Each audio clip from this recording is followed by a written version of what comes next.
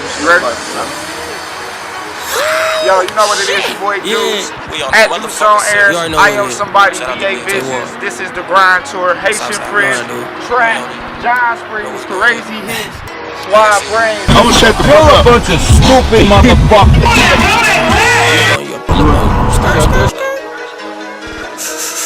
Okay, we got Lex B, the whole crew.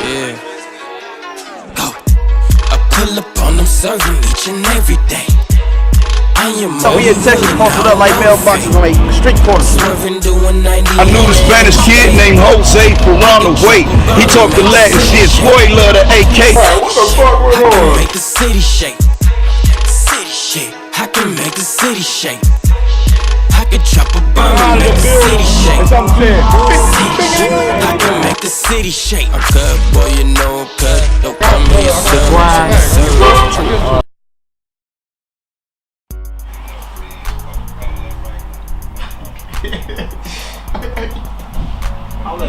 Oh my shit. Same motherfucking with. You said what? And we been playing with, yo.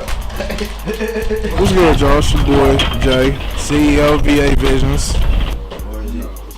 I don't know what we gonna do about the others. Them 3 people ain't gonna be able to drive these whip all the way 29 hours. They're gonna have to get a room sorted. Man, the Grind Tour came from pretty much having music and no outlet. Like when you sit there and you start making music, you pretty much you get in your creative mode. You go in the studio, you do all that, but when you get done with it, what do you do with it? You sit there and you put it on the internet. All right, how many plays do you get? Not too many. You sit there and you give it to your people around your city. Yeah, you might get some love, you might not, but that whole crabs in the barrel bucket thing, that I mean, it's real. So in order to really get some real love, you have to go outside your comfort zone and you gotta expand. So I was like, hey, I'm gonna take some of my artists, I'm gonna talk to my boy, my DJ, and I'm gonna see what he got. When I talked to him, we sat down, blew a few, came up with the Grind Tour. I wanna see some of my boy shit. Oh man, you about to be peeing here in a second. Oh yeah, that's nice. Okay. Got it. You got me. The smoke shop, though. Don't show your evidence, nigga. What? I'm not. Don't show where it's at. I'm sorry, man. I thought it was cool. My name is Cray. Crazy Hits, as y'all know. I've been doing music half my life. I actually started engineering, but I ended up getting a call from my dude Jordan Valentine. That's been my man since I guess like 4 years ago. No, don't show where it's at. From the suburbs. God damn it. You don't show where it's at. Nigga, they can see. I seen the video. Right. Where is the monster? Right, where is the monster? We linked up through a mutual friend, and he's been like my engineer. And recently I went off and got my own studio, made a couple songs, and they called me and was like, you know, we got a tour going on. Would you like to be a part of it? I was excited to just talk to my homeboy. I was like, yeah, I'm down. I mean, shit, any great thing gonna take some sacrifice. It's gonna be uncomfortable, that's change. This ain't nobody else doing it. Like, you expect it to be, the niggas expect it to be in the motherfucking, Pac or I'll be somebody on a big ass tour bus with their face on it. That I don't know what they expected. I mean, but you know what I'm saying, you gotta know where you at in life too. Yeah, you know what I'm saying? You gotta be aware of the stage that you are in your life. The Grind Tour is definitely the staple. Yes, that's W Boy Deuce, official VA Visions DJ, tour DJ, mixtape host, mixtape DJ, whatever y'all need. Hashtag My God, VA Visions. I Am Somebody, radio personality, Michigan, Ohio. I'm everywhere, man. Who that? Oh, when did it go? Give me that.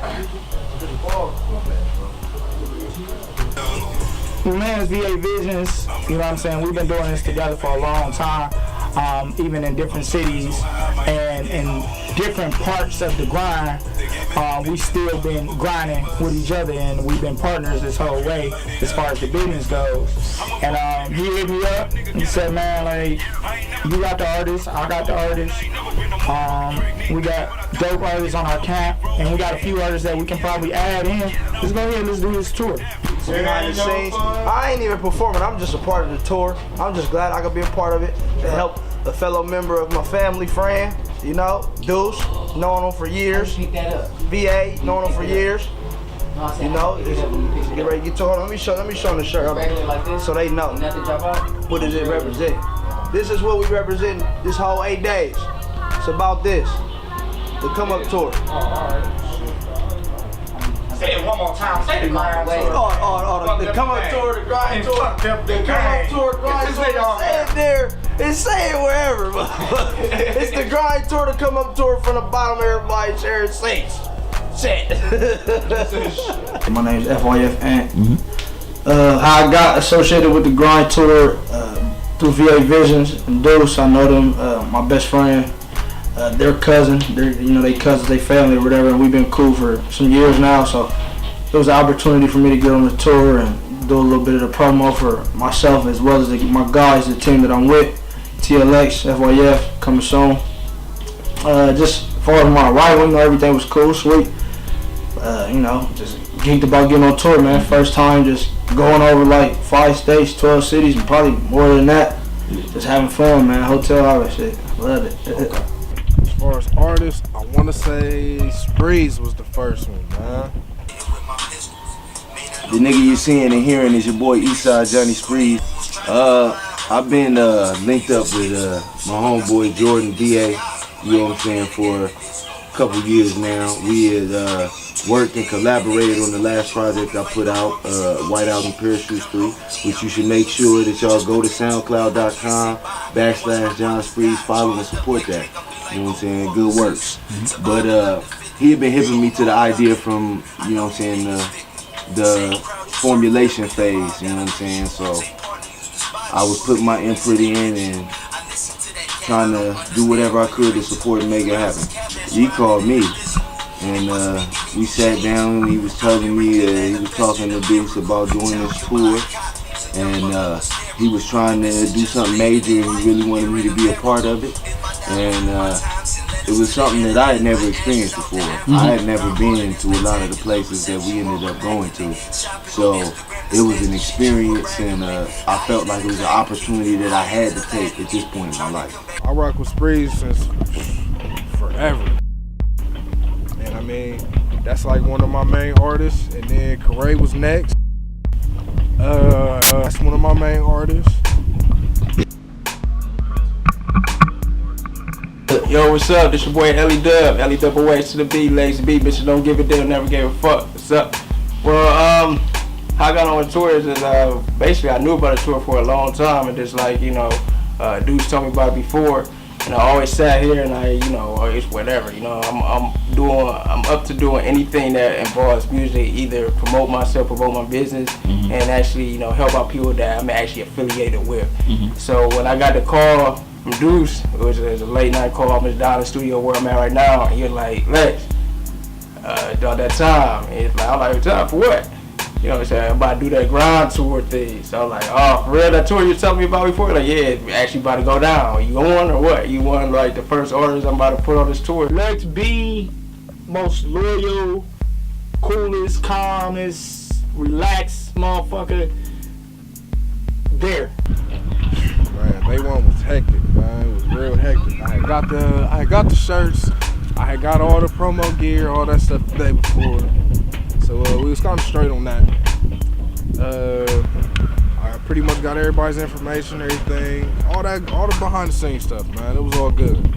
So we waiting for the van to pull up, and we supposed to leave at 3:30, something like that. It ain't happening. It ain't happening. We were supposed to get the van. I don't know what the misunderstanding was with the Enterprise people, but one thing or another, the van didn't end up being the van that it was supposed to be. We had learned when the tour bus arrived that it was a wee bit smaller than what we expected. And we had to play, Tetris with the bags and pretty much figure out a way to fit everybody in this bus. And it was not fun at all. I mean, I'm pretty sure the white people across the street judged the shit out of us because it took a good 2 hours. name is Chuck Riley, the Ohio Management here in Detroit, Michigan. Through DJ 22. You know, DJ 22, a Detroiter now, spinning in Cleveland on the radio station. He gave me a call one day, ran it by me. He was like, Chuck, we're getting ready to go on this tour, this little mini tour. I'd like you to get on. So I thought about it, we talked again. I was like, yeah, I want to get on. What's the details about it? So he ran it down to me. And that's how I ended up on the grind tour. They ended up having to drive a van down from Detroit, so we had to wait the 2 hour, you know, it's like a 2 hour distance. So we had to wait the additional 2 hours for them to get the van to us. Well, Doc, Hip Hop Doc and Frisk, they picked me up at my house. And we drove out to the Metro Airport to pick up the van. We got the van, then we drove to Columbus, a 3 hour ride. Okay. Picked up the rest of the crew. Okay. Most of the crew for the grind tour was stationed in Ohio. We're late, but we figured out how to pack everybody in because we ended up getting gypped, and we didn't even get the van that we ordered, man. Like we got this 12 passenger van, something like that. So I mean, we got that, and we had to make it work. Like, for real, we had 15, 16 people, and we had to make it work with a 12 passengers. So we black, man. You know, we gotta get our shit together. I don't know if I'm keeping 100, man. We black. We gotta get our shit together. You know, we gotta have our little smoke break. We gotta get our shit ready. You know, back then when it's 3 o'clock, it ain't gonna be turned to 6 o'clock. You know what I'm saying? So that's black people schedule. If anybody don't know that, we not white people. We gonna say 3 o'clock. Y'all leaving at 2:50. Probably 2:45. Our ass is 3 o'clock, we're turning to 6 o'clock, man. I'm just telling y'all, that's how it is. Hey, Lee, none of that. I ain't no disrespect to nothing. No, I'm quitting again. I don't. Big trap in the building. Damn, my nigga John in this bitch. Damn. I gotta give it up to the concept and showman, man. My niggas stay ready. Pipe it up. I gotta get my mode and shit. I gotta get there. I better hurry. Yeah, we got Deuce on the air. VA Vision, security. Shit. I know all y'all names, but I smoke a lot of weed, so I forgot. It started off really, like I said, rough because it was everybody's first tour. It wasn't just me. Yo, you know what it is, your boy Deuce. At Deuce on Air, I am somebody, VA Visions. This is the grind tour. Haitian Frisk, I'm from a small place. You know, I'm probably gonna look like the rookie on the bus because I'm not used to these. The whole crew heading to Cincinnati with YMG. Meet us there. I am somebody. You bitch. You know what I mean? But at that moment, before everybody got on the bus, I realized that it wasn't, not speaking for everybody, but majority as far as our artists, this is their first time encountering people they don't know. Okay, I'll go there with a stay on. You know, working with a business they don't know. You know what I'm saying? Fresh out the van smell. Taking up down. Sweet for the hey, look, man. Since the van real small, hit it twice and pass. Hey, y'all, we gotta go. On tour. Yeah, let's go. We need to take a picture and we gotta go. I got way to go, man. And realizing that was when, you know, I learned that we all had to get to know each other and pretty much become a unit before we did this long ass journey. Grind tour, aka the come up, struggle, baby. First nigga that say that always did it. Right. Yep, you already know. We on tour. Same rules apply. Nigga, I might be the youngest on tour. But switch the camera. Shut the camera off, man. It's your man from Michigan, Mr. Earl Flynn. 8 Mile Star. Chuck Luck. Hell Management. What you know about it? Holla at it. What up, though? It's your boy Haitian Frisk with a blunt twist, representing Dutch Money Music. You already know what it is. Kicking that gangster shit, making bitch pussy wet. Come holla at me. We on the grind too. Yeah. What up, world? My name Haitian Frisk. All right, we're getting ready to take a group picture. Shirts and look. Yeah, so don't put that on yet. Let's go. Let's get this done and Shit, you know, I got a little brother out there in Ohio. Shout out to my nigga DJ Deuce, you know what I'm saying? He out there doing his thing or whatever. He used to be kicking it with us out here in the D, me and my partner Luke Detroit. So, you know what I'm saying? He had to go make a couple of moves or whatever. And he ended up going back to Ohio and doing his thing. You know what I'm saying? When he got out there, shit, he started getting it popping. Made a few motherfucking plans with a few more niggas and shit, and they put a tour together. So, you know, he had hit me on my line and asked me to come through I ain't really know if I was gonna fuck with it or not, but that's my little bro, like I said, so I ended up sliding with him. Say shirt day! Shirt day! Yo, this your boy Suave Brain, representing the Deep, and I'm from New York.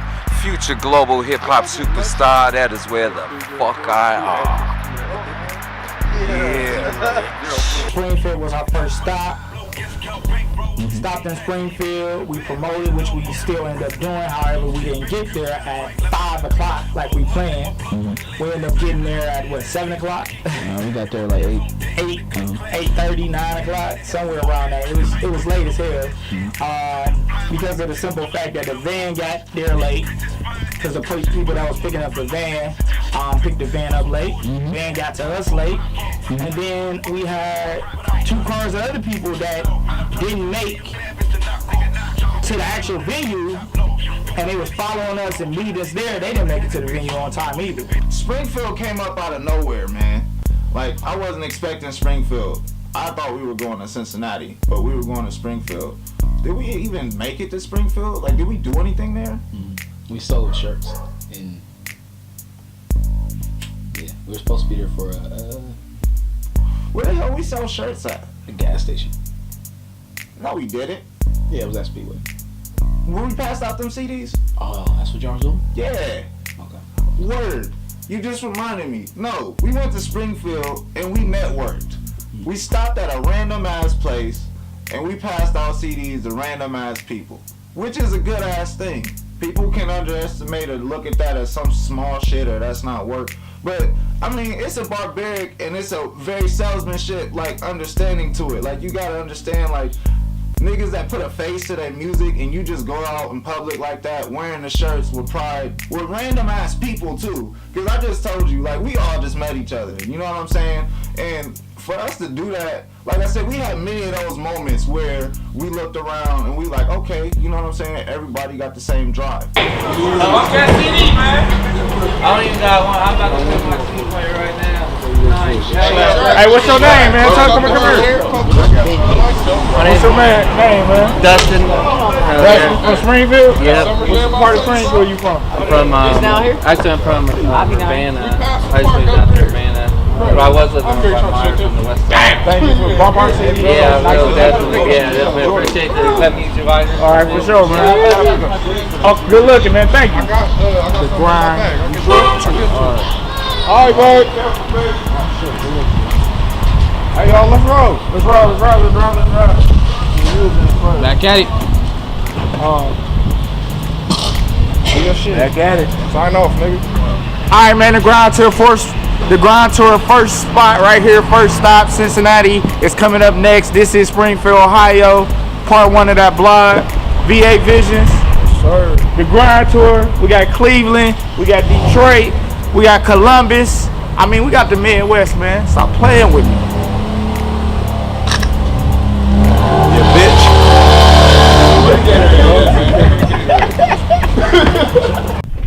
We go ahead, we pass CDs, like I said.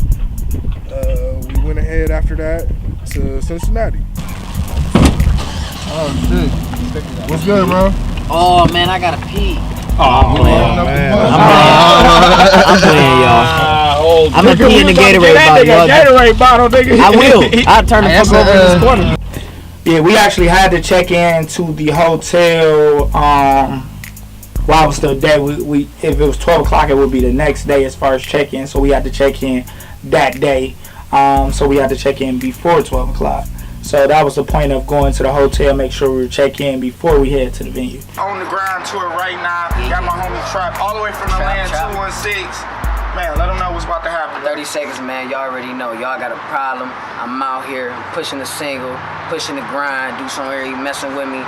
G1079, Detroit, Columbus. We touching everything. Tennessee, South by Southwest, Nerve DJs. What's popping, man? I'm out here. We working. The hotel we went to was like I said, it was a 1-bedroom, it was a 1-bedroom with 2 beds, and it was like 16 of us. It was deep as hell. And let me explain something too before I start that. When you start from the bottom, as I learned, that shit you gotta go through. We encountered people. I have encountered people that was doing the same shit, that was on a different level than me, because of the grind. Hey, I'm just excited to be on tour, even though we in the real grind type of hotel. There's a lot of us, but I'm ready to put it down for the city one time. Like I said, this VA Visions in this bitch. I got Sprees with me. We gonna shut this bitch down, man. Grind bad, bro. I always gotta investigate where the fuck I'm gonna be in my head. He's over there scoping it out. Shit, if we got some unfamiliar guests, nigga, I'd like to know ahead of time.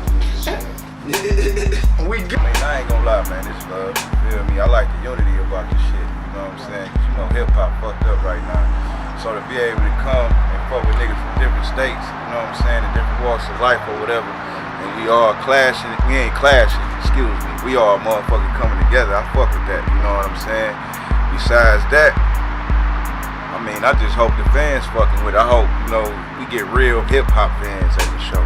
I don't want no niggas standing at the motherfucking show, mean mugging. What you come to fuck to the show for? Then? You know what I mean? Nigga, you come to a hip hop show because you want to hear some rap, you want to bob your head, you want to dance. You know what I'm saying? And shit. So my homies, they out here putting their blood on the motherfucking floor just like I'm putting my blood on the floor. You know what I'm saying? Niggas take their motherfucking passion serious. Like, I know you got kids and shit to feed. I got kids to feed. I'm trying to show everybody else.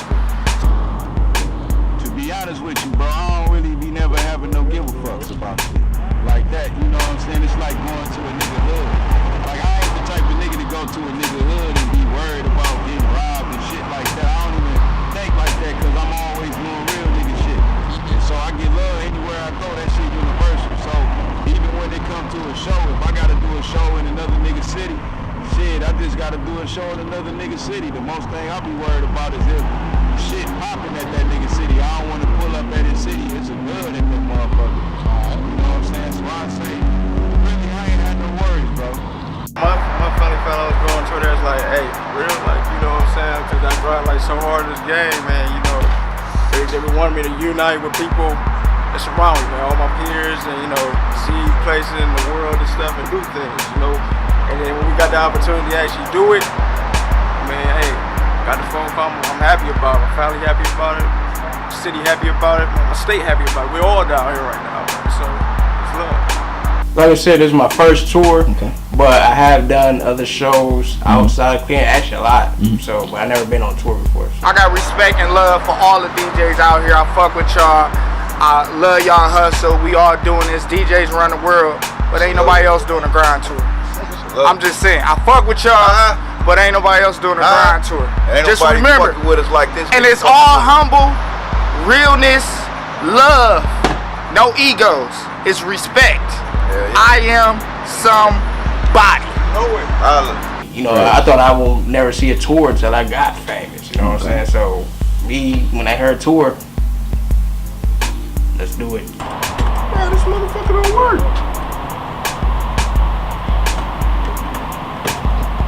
Come catch this shit, bro. Look at this shit.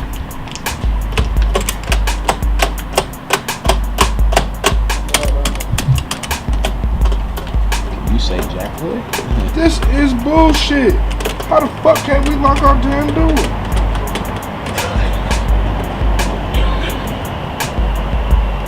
We got a problem. Hey, FYF TLX. We here on the Grind Tour, VA. Deuce on the air. Shout out to all the artists that's a part of the tour. We dropped a video, TLX. That's my team on YouTube. Go follow that. ASAP. And Tarantino. Braxton Avenue. King Lit. Ali Woody Hitman. Hit after Hitman. What's up with you? It's your boy Eastside Johnny Sprees. We out here, H2O, Airplane, VA Visions. My nigga really made this shit happen. I am somebody, hashtag that. You know what I'm saying? At that, Twitter that, follow that, nigga. At Sprees. Whatever that. Yeah, whatever, nigga. Whatever the word of the day is, nigga, that's what we doing. We making moves out here. It's beautiful, nigga.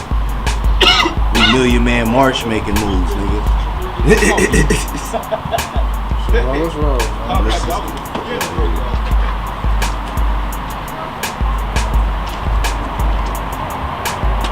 Damn it. Fuck the phone.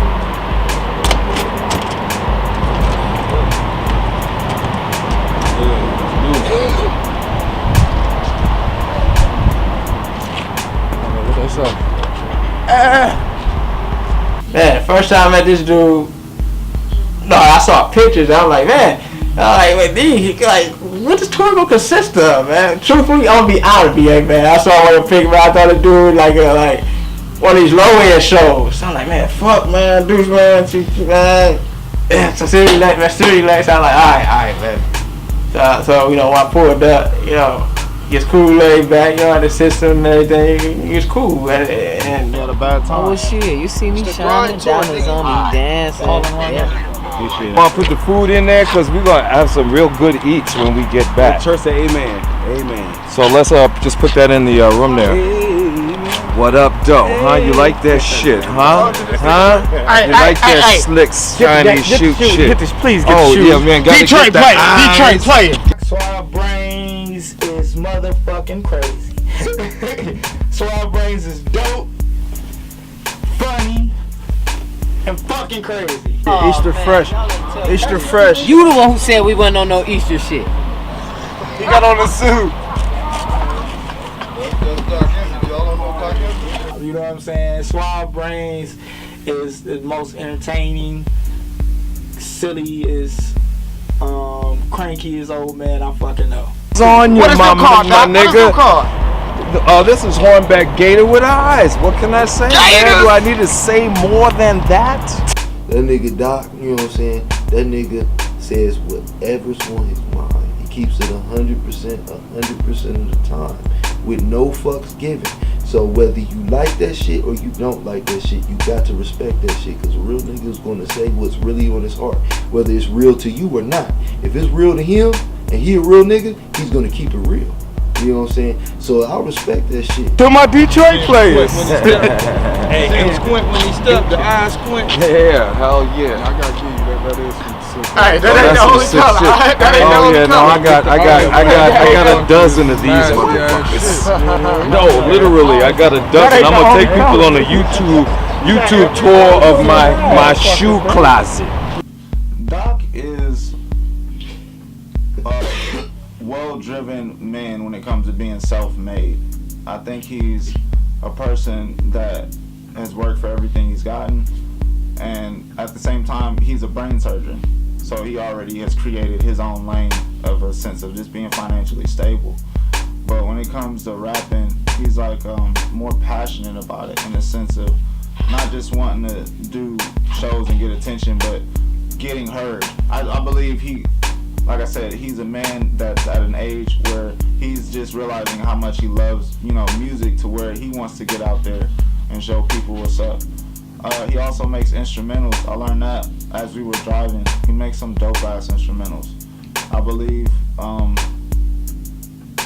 he has the juice when it comes down to the formula of crossing over and getting out music for different genres. He has that potential for sure, because he has an ear for music. That's what I learned. Like in his raps, like he's not the punchline kind of guy, but at the same time, he has that flavor where anything he says, he has a confidence behind it, like he's killing it.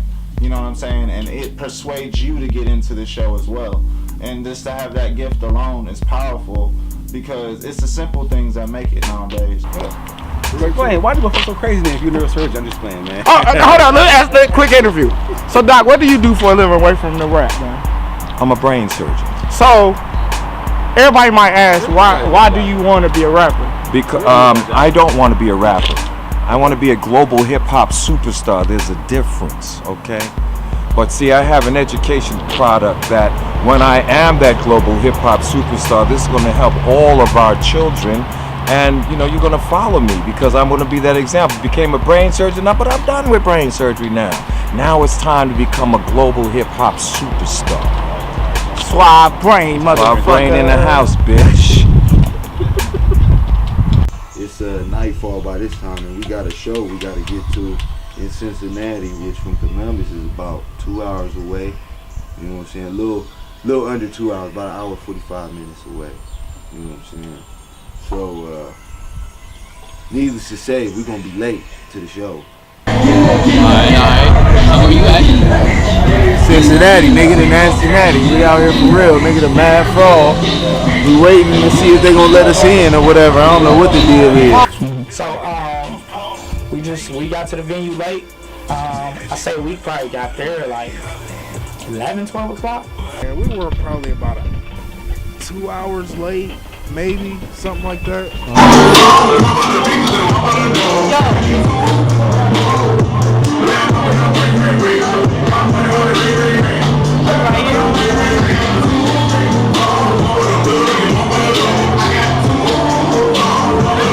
They patting us down or whatever, and if you you know what I'm saying, I'm the type of cat that I always try to judge the auras of the room, you know what I'm saying? So you can see certain motherfuckers feel some type of way about being patted down, like, you know what I'm saying, you're supposed to roll out the red carpet for niggas and shit, but when you in the underground, you know what I'm saying, you working to get your name known. You working for the red carpet, you know what I'm saying? I'm working for the red carpet.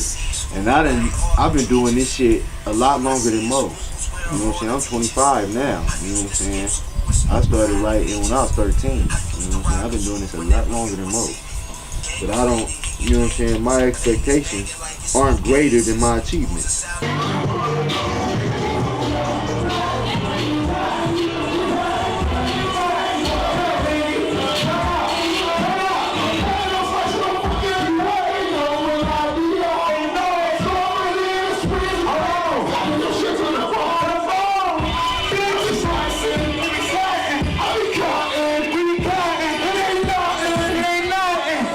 From my perspective, I'm gonna rock. It don't matter if the crowd has left because we got there late. Whatever's gonna happen. If it's 5 people, if it's 2 people, if it's 500 people, I'm gonna rock. That's me. That's me. That's my grind. That's my hustle. That's everything that I do. No, it don't matter how many people it is. It's who you affect when you there. So as far as I know, I'm still geek. I brought my equipment in. I had to do a lot of the work as far as bringing my equipment in and getting set up, making sure the other DJs was able to switch over, checking the connections, the chords as far as theirs and my switch over and things of that sort. So I'm ready to rock. You know what I'm saying? That's my emotion the whole tour actually.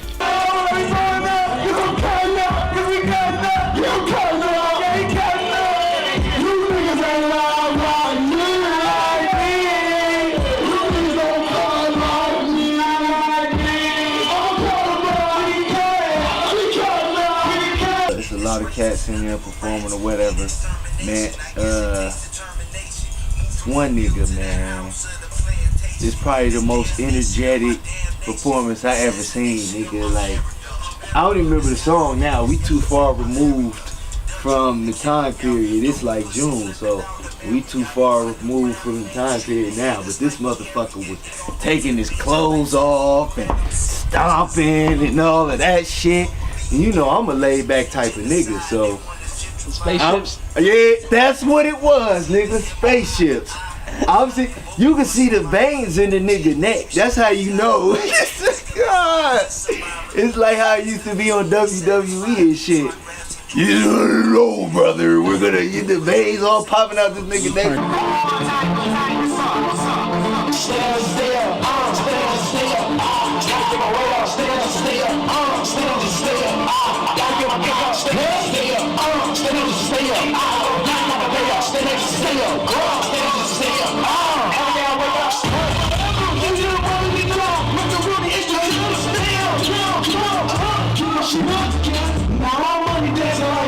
So I gotta go, you know what I'm saying, after that. You know what I'm saying? I don't go directly after this nigga, but I have to go after that. You know what I'm saying? So I'm sitting here and shit. I was performing a track called 14 and 0. And 14 and 0, one of them tracks, it's more of a smooth, you know what I'm saying, riding type of track. You know what I'm saying? So I'm feeling like, damn, how am I going, you know what I'm saying, keep the crowd amped off of it, you know what I'm saying? But, you know, went out there, did my thing. I felt like I did my thing.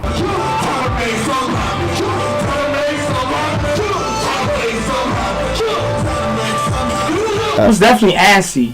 You know what I'm saying? It was definitely antsy. Everybody was still geeked to perform. I don't care what nobody say. Everybody was geeked to perform. No matter if the crowd was starting to fade or whatever. Everybody was geeked to perform. But everybody was antsy. Like, calm down, I got you. You know what I'm saying? Like, I got everybody's music, I'm ready, I'm gonna call. You know what I'm saying? Everybody's gonna get a list and times where everybody going up, but everybody's constantly coming to the DJ. But when do I go? When, you know what I'm saying? Right. Or whatever. However, me and VA Visions had a plan for that first show because of the crowd had already started to leave before we actually went on. So we had to try to channel the little crowd that we had left to be able to kill it and, you know what I'm saying, keep the crowd there to the best of our ability. Real quick, dudes, man. What up? Look, man. I'm showing everybody love. Everybody love in every city, man. You feel me? Big Trapper in the building. Cincinnati was popping. We got Detroit, Youngstown, Cleveland, and a couple other trap niggas in this bitch. Some nice ladies in this bitch too. Dude, I got your house down, man. Drop that shit, dude. I mean, how long you got? I only got like 30 seconds, bro. You only got what? I only got like 30 seconds. Drop that down! All over, please, let's do 160, nigga. Let's go, leave. 30 bitches in the trap. 30 on my niggas. 30 seconds, kill a pop. 5 minutes, I put a nigga up. I put the pot, I put a pop. Why do you look like you go feed it now? It look like they're broken in me now. You greedy, old needy ass niggas. My brother's body's the rules. I'm in my trap, I go feed. To be in Cincinnati, it was very urban for me, and it was very, like I said, the music was mostly like not up my lane, but I got comfortable, and we all was together during that show. Like, we all pretty much stayed together, stayed up front, listened to the artists. It was like halfway packed when we got there.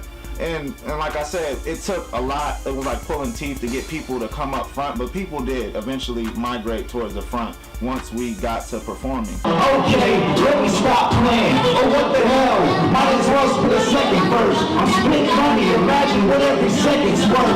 This is my house, so let me step into my trap. I heard about it, I'll be the ones who listen to me first. And speaking down on me, I play my mind, what is it worth? You the hits, go up and hit them where it hurts. I'm making waves for these players, come and take a surf. People sleeping on my tongue, I'm gonna break the curse. Nobody's paying attention without a waiting thirst. I heard I'm trying to find an artist you can end your search. Because you're listening to an epidemic is the worst. I'm undeniably talented, even at my worst. And then I'm spitting that organic, go look up my lyrics. Putting critics to the dirt, I don't wanna hear it. You ain't fucking with me on the mic, but what you're living time beyond the line while you barely read the signs. Show it's not the time that we brought within the time shifted. The time is fine, and it's things got the game twisted. Karay is another one of my artists. Shout out to Karay. He holds shit down. Yeah, me and Crazy, man. Crazy, beautiful cat, man. You know, I like Crazy, man. He had a decent flow. His enthusiasm for the game is wonderful. It's what you need: enthusiasm, talent, and the ear to listen, and the ability to follow through. And I see that in Crazy. Blue face no extras, EMI no extras. Pour the lean and I sip it. Sauce to make me I'm tripping. Got it on, got tripping. Account look like I did. Who's great that I tripping. Peaches all on my fingers. Got me all on that wizard. Shading up my kisses. You're on a man. I do some shit that you won't understand. Sympathy speaking, I probably can. Probably that pussy and pussy. I'm in the summer, strong. If a girl too busy, I personally. Any set that I do, I'm always nervous. I just don't show it. But the reason why is that is because if you show nervousness, you're not going to perform at your best ability. Turn up in this motherfucker, man. Hey, yo. I know what the name, every double weights to the motherfucker beat. Bitches don't give a damn, and I never gave a fuck. So dudes, you know already, man, let's go. That's what I was told, you know, from, you know, artists actually in the game now. So I never show no emotion, but I'm always nervous every set. But the thing is, once I get my energy drink, I don't really smoke or drink before, but if I do, I probably have a little bit because I like to stay focused. But once I get my energy drink in there, I'm bottled water, my shades on, Lex B coming to mode, I went in there, I'm done. You know, that's how I am. So I can't rich and wear my stuff on my dick, get rich and rich, niggas get wrong here, just like a bitch when I'm getting out,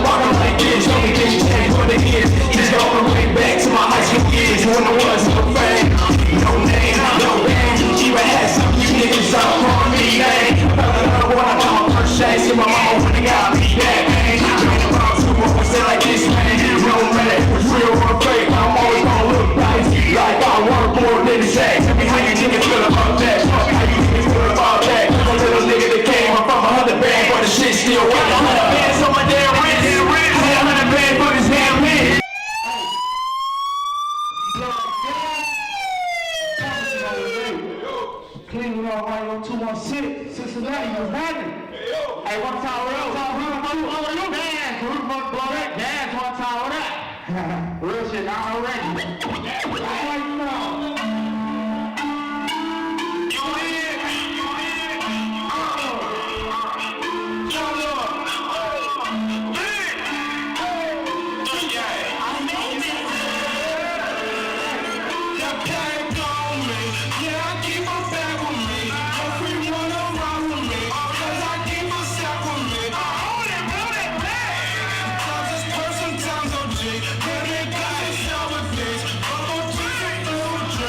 Shout out to the Mad Frog, man.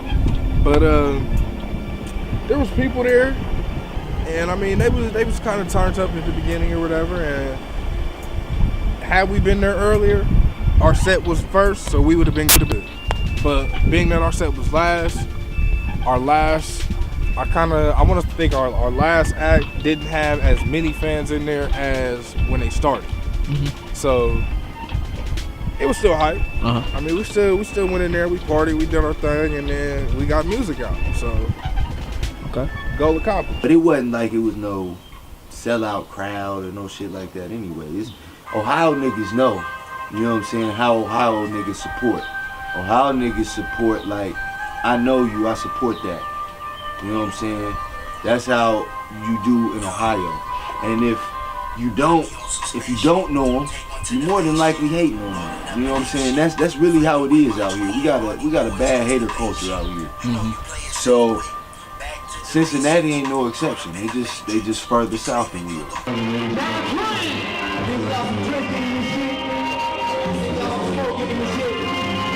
Let's go! Back on that mess again.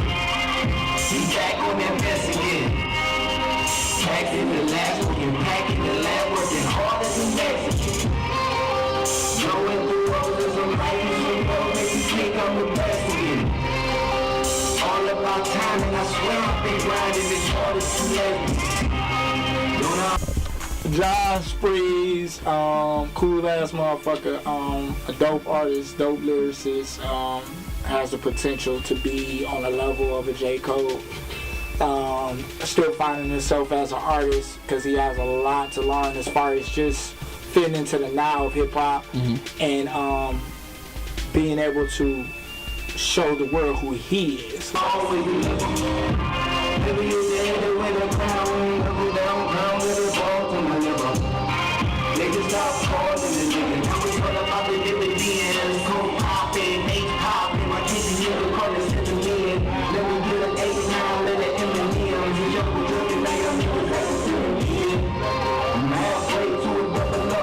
Everybody did pretty good, man. You know, they had a nice setup there. Mm-hmm. A nice, decent little crowd. Uh-huh.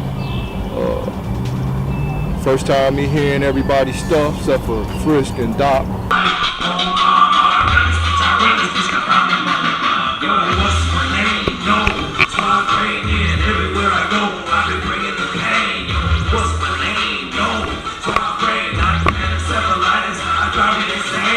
Like when Doc performed first in Cincinnati, Jordan was like, he was laughing so hard because not at Doc, but just at how confident he was. Doc had pulled out some yellow glasses and he put it on his face and he was like, I'm the motherfucker. And like fucking Jordan, he's like dying in the crowd, like, oh my God. And there's people in front of Doc on stage as he's performing with like their phone cameras out recording him, and Doc is totally finessing the whole scene.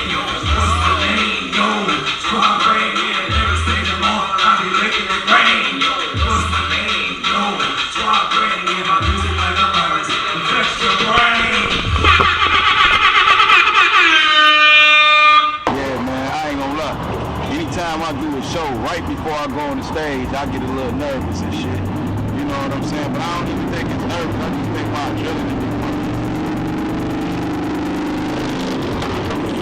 Once that nigga put the mic in my hand, it's on then. I don't give a fuck no more. Feel that. It's like, either you gonna perform or fall on your face. Ain't nobody throwing no motherfucking tomatoes at me, nigga, so, you know what I'm saying? I had to do my thing. I broke out the fucking cities who was known and I put a crowd to my baby. Don't tell nobody.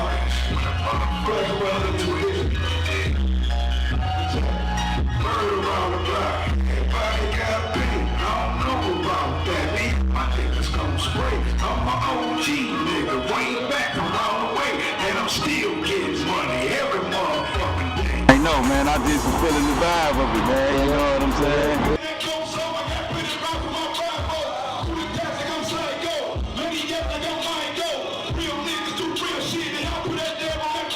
It was the first day of the tour. Okay. For everybody. And some people didn't realize, like, you still gotta go home. Like, when there's a show of 500 people, you gotta kill it. But if it's a show of 10 people, 10, 20 people, however many people was there, you gotta perform.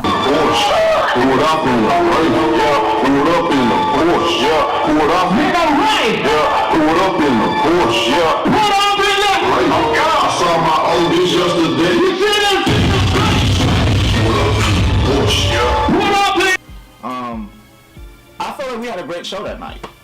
I feel like every artist, pretty much that was their moment to produce or show their music to all of us that was on the bus, let alone people that was in the crowd. That was our first time really getting to see it live, and I enjoyed the shit out of it because that was when I realized, like, oh shit, like, it's some dope ass artists on this fucking bus.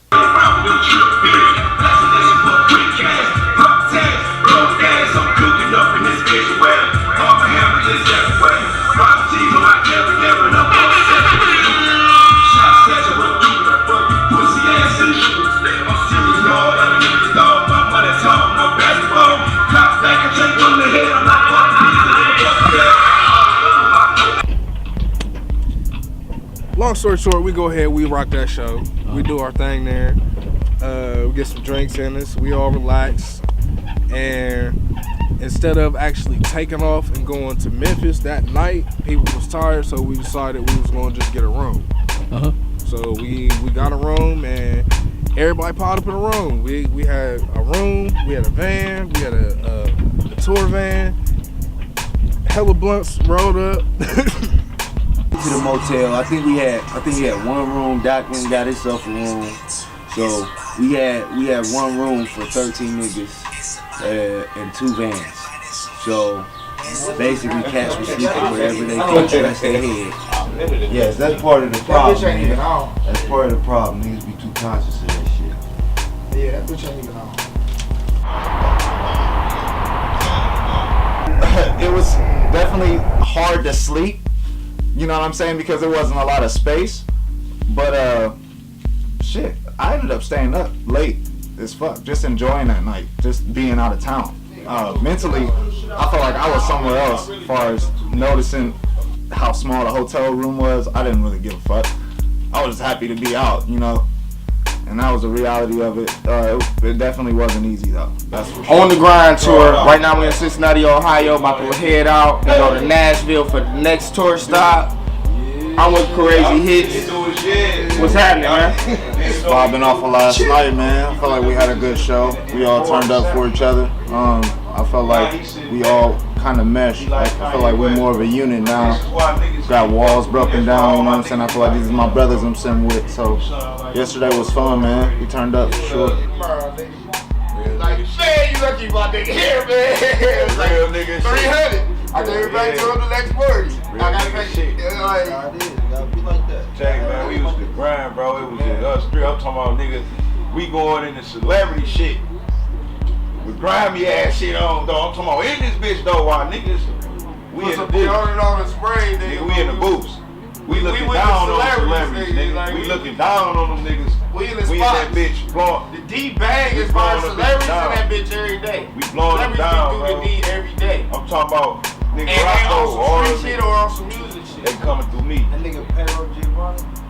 Them niggas. We know that nigga. We can hug with that nigga. Them niggas is like our little niggas, bro. Some real shit. Hey, grinding to me, not just grinding, but motivating yourself to grind. The grind is something that you have to put in extra work from within yourself as far as producing what you present to the music game. We wake up the morning of the 16th, I think. It's Wednesday morning. We start tour on Tuesday. So yeah, so Wednesday morning. Some people got hangovers. I mean, some people is just like, hey, I'm not a morning person. I mean, you got 16, 17 different personalities all together, you feel me? So I mean, you wake up in the morning and you like, hey, I'm not trying to be around 16, 15 other niggas. We going to Nashville, but we about to go make a move to go to Nashville. At 10 o'clock, we leave to go to Nashville. Take 5 hours. All right. We gotta go get the car checked out real quick. We gotta go to Buddy. Checkout was at 11, but we could check out at 11. We had time to get to Nashville. We had plenty of time. Like, we just had to be there in that daytime. So whatever time we got there was fine. And I wanted to provide us a few extra hours and this and that because that was a drive. I think it was 5 hours, and I'm not mistaken, from Cincinnati to Nashville. So we just needed 5 hours to get there and still get there while it was still daytime. And I wanted to get there daylight so we can enjoy the city of Nashville. My nigga Chichi, nigga, he in his room, the motherfucking microphone right there. You know what I'm saying, in the corner. Now to the average nigga, you feel me? They're coming that bitch on some food and shit and judging like, man, this nigga ain't got no studio, this shit raggedy. When I walked in that bitch, you know what I said? I say, bro, how can this nigga fuck with a nigga who sleep with his shit?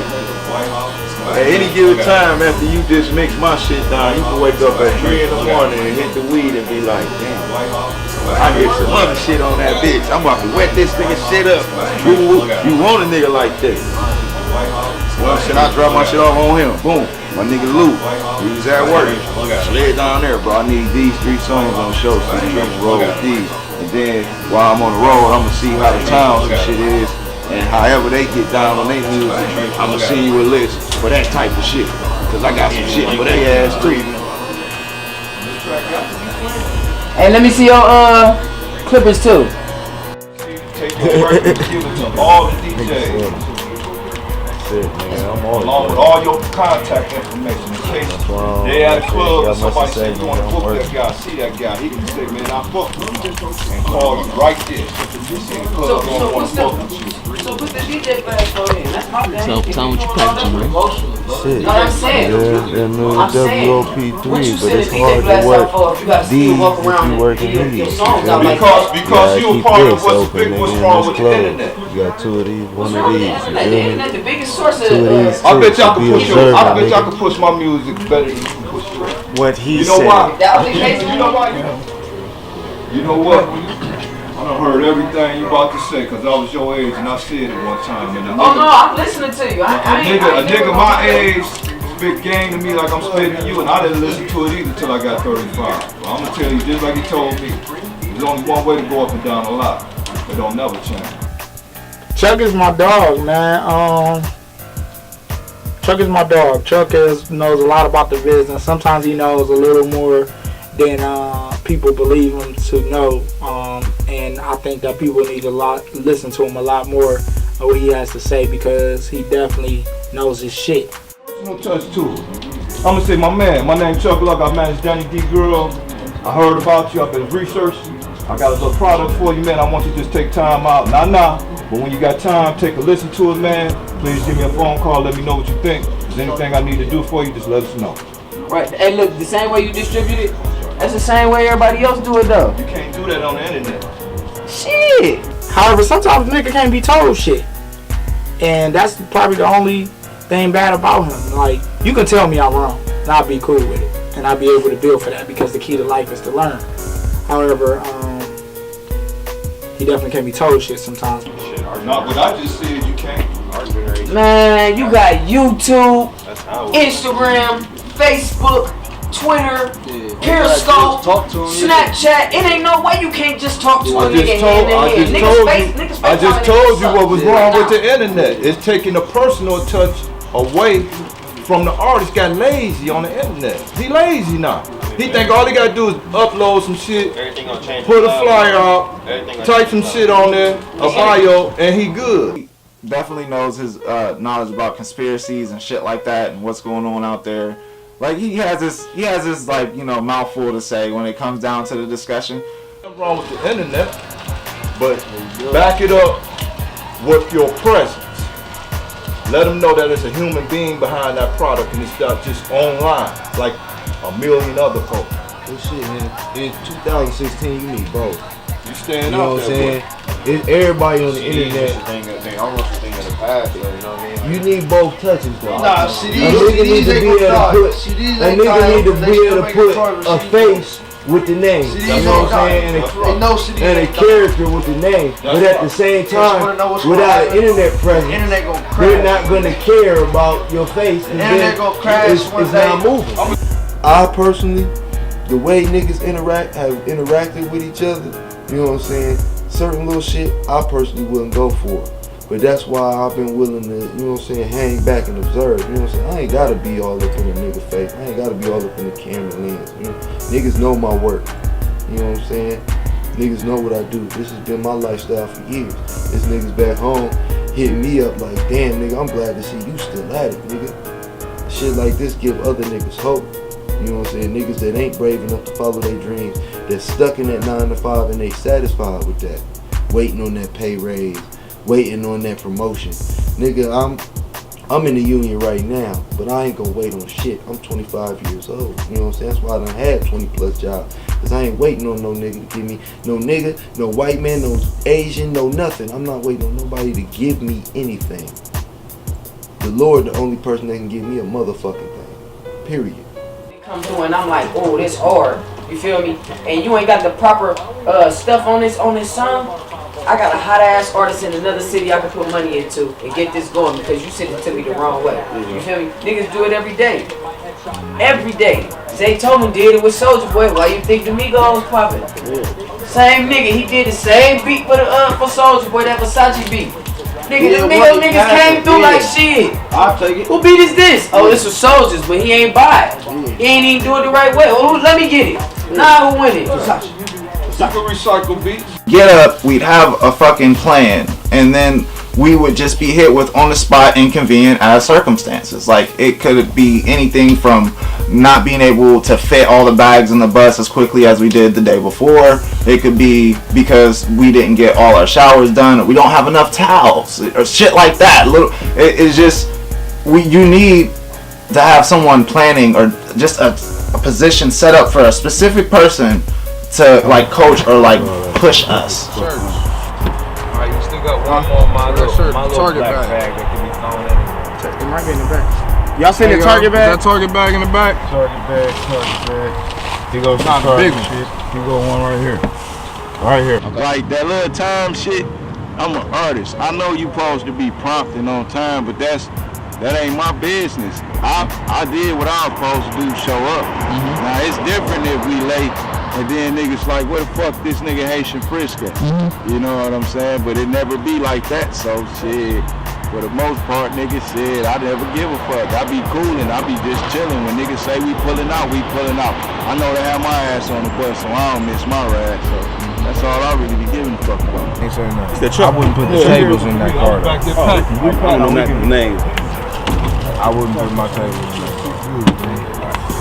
Timing could always be better by plane, you know that. Oh yeah. You know, just traveling by the bus, you know, that's the grind. That's the grind part of it. Just getting in the bus, just loading up in a 15-seater passenger van, man, and just crunching in and fitting in and just driving. That's more the grind part of it. The performance is the love part of it. Every time we rode together, it was a bonding experience. And I think if you was one of the cats that wasn't in the van, you know what I'm saying, you missed out on that shit. You didn't get that opportunity. So I can feel how you would be if you didn't experience that portion. You would be distant from that portion of the group. You know what I'm saying? Because it was a lot of that. A lot of the bonding came from us being in that close proximity for those hours of time. You know what I'm saying? The close run-ins with the law, you know what I'm saying? All of the little shit that you go through is what builds the bond between men. You know what I'm saying?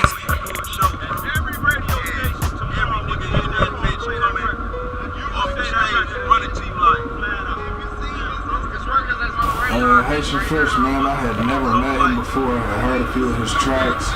But man, that's a cool ass dude, man.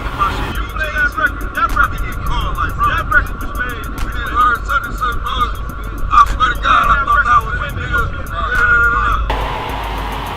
He's like me, but in Detroit. So I mean, like he a cool nigga. He older than me, but I mean we kind of walk the same damn path and shit. So I mean, he a cool nigga. I knew the Spanish kid named Jose Ferrano Wait. He talked the Latin shit, swore he loved the AK. Wasn't about shit though. This nigga's a bitch, yo. I heard he was a snitch way back from his bitch, yo. Me, I ain't give a fuck. I played it smooth. Me and my niggas bought them figures. We ain't fuck with them. My nigga Frisk, pure passion, pure emotion, nigga. Pure fire, pure hunger, nigga. Like, that nigga taps into energies and shit that I'm envious of, because that's the part of it that I've never really been able to master, nigga. That rah, that shit, nigga. And niggas need that shit. Niggas need that shit. You know what I'm saying? He was plotting on Dre with a bitch named Zay, but he ain't know that Dre and Zay was cool from back in the day. And Zay, a mean bitch with a mean switch. The type of hoe that come through and get your team hit. The type of bitch that pop up and make your team split. 5'9", dark brown, fat ass, nice hips. Should've caught a poison cause he been him when she spit. Ain't never gave a fuck about robbing on no dick, that's my bitch. Oops, my bad, I mean Dre. And when the motherfuckers together, they get paid. Haitian is down to earth guy. He's a trooper, man. Once you understand Haitian, you will love him. He's a talent out of this world. He's a real road dog. What can you say, man, about Haitian, man? One of a kind cat. Beef bacon, hood getting hot, niggas plotting like what's shaking. Dre came back with a nigga speaking Jamaican, or maybe nigga was Haitian, but he ain't that conversation. All I know was one thing, dog, don't mistake him. I ain't smell no pussy on cuz, I'm just relating. I heard he was a gangster when it comes to busting K's, and he hit for a day, but nobody could really say. Only nigga missing in action is Jose. I used to see him cruising the hood in the gold range, screaming out Vatos Locos that say, hey, nah, I'm just playing, but damn, I'm just saying. YOG, Youngstown's finest, Youngstown Music Group. Walk around.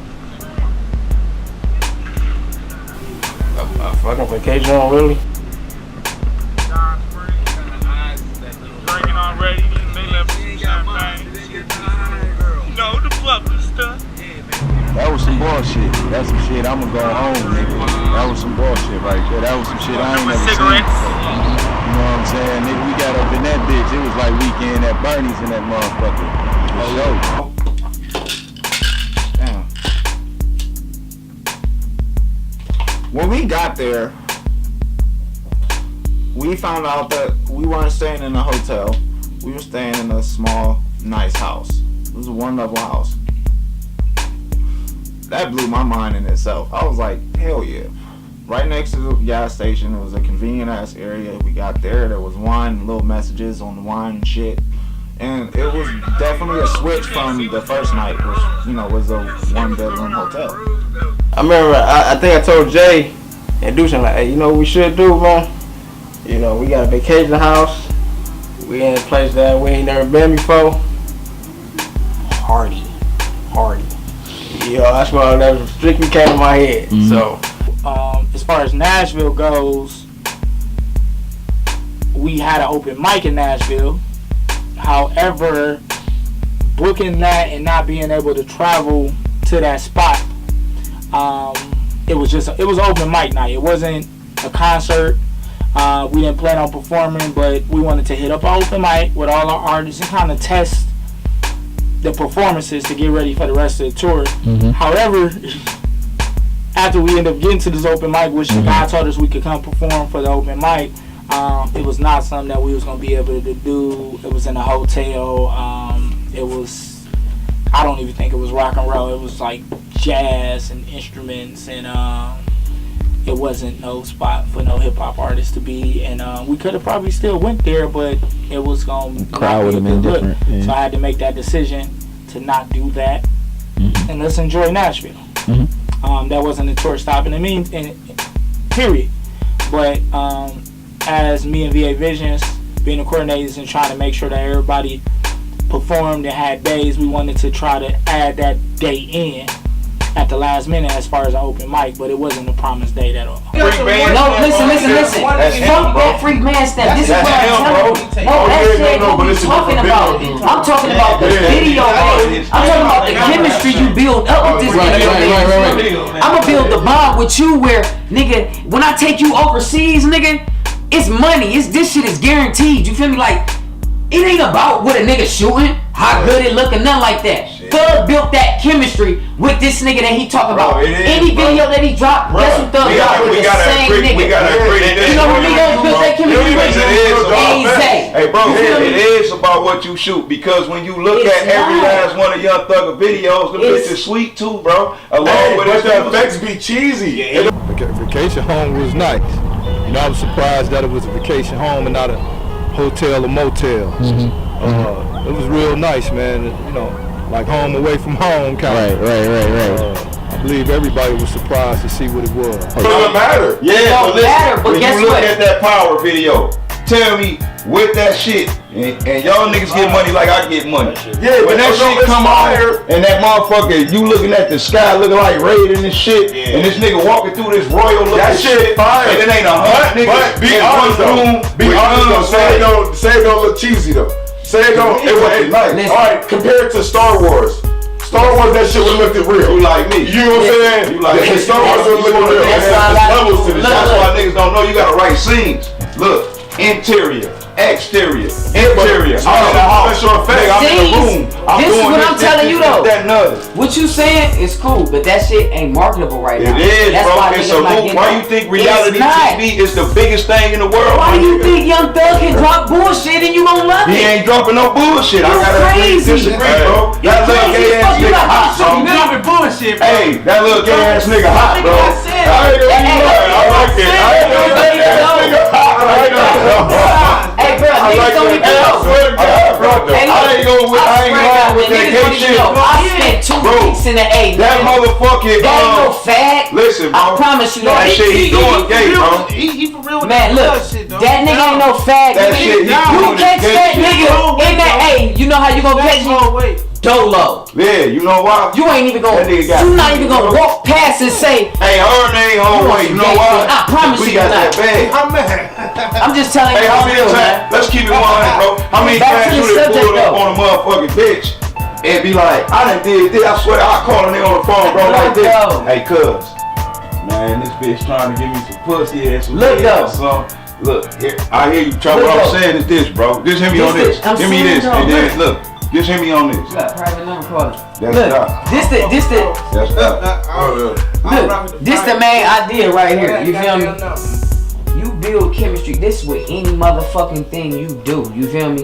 If you build the chemistry, the line is unbreakable. Niggas don't understand what's going on. Niggas don't understand why the South is killing They got chemistry. everything in the music. Nah, I agree with you. Everything in the music game. Wanna know why they got chemistry? I ain't even talk about fuck the music, that Future, Migos and all them doing. Yeah. Let me show you the mad ass chemistry that the South got. They got everybody in the sports industry dabbing, nigga. Yeah. They got everybody on fucking television dabbing, nigga. In the South, Why bro. you think I've been saying on this In the tour, South. we need to get in the pool? How many You times can't you even heard me say that? you can't even get Youngstown, Cleveland, and Toledo to have a show together. Them niggas gonna start Look, fighting. how many times you think so? You Look, know why? So 'Cause look. we haven't shown No people chemistry. that us being together. so let me is ask you hard this. as fuck. Let me ask you, do you agree with this? Do telling you, man. Do you agree with this then? I'm telling you, I He fe- study this You shit, making bro. a point. Now listen to it from an OG, bro.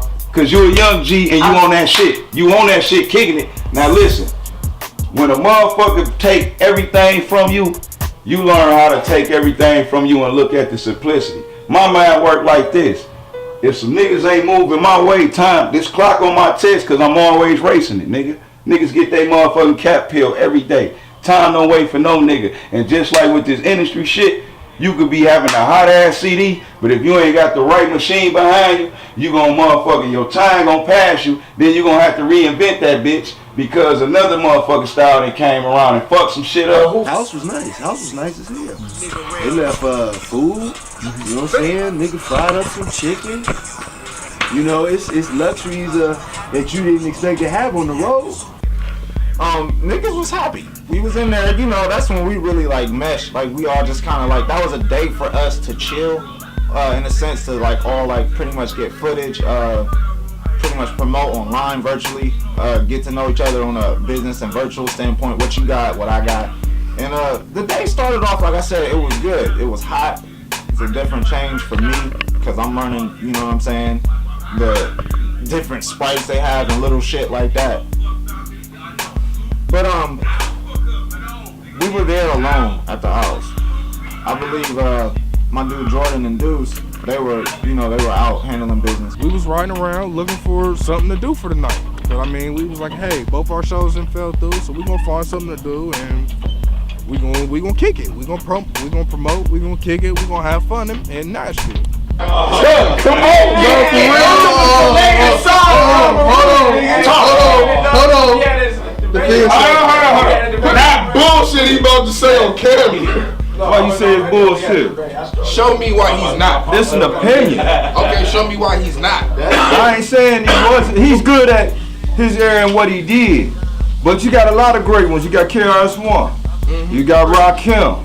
You got Biggie. You know, you got a lot of different MCs that did the conscious rap like KRS-One. Answer one question for me. They did a lot of different things. See, what y'all did is y'all forgot. It's eras in hip hop. I agree with you. And you forget about the greatest era in hip hop. Really, to me, was the beginning of it. When MCs was true MCs, like Rakim, like AZ.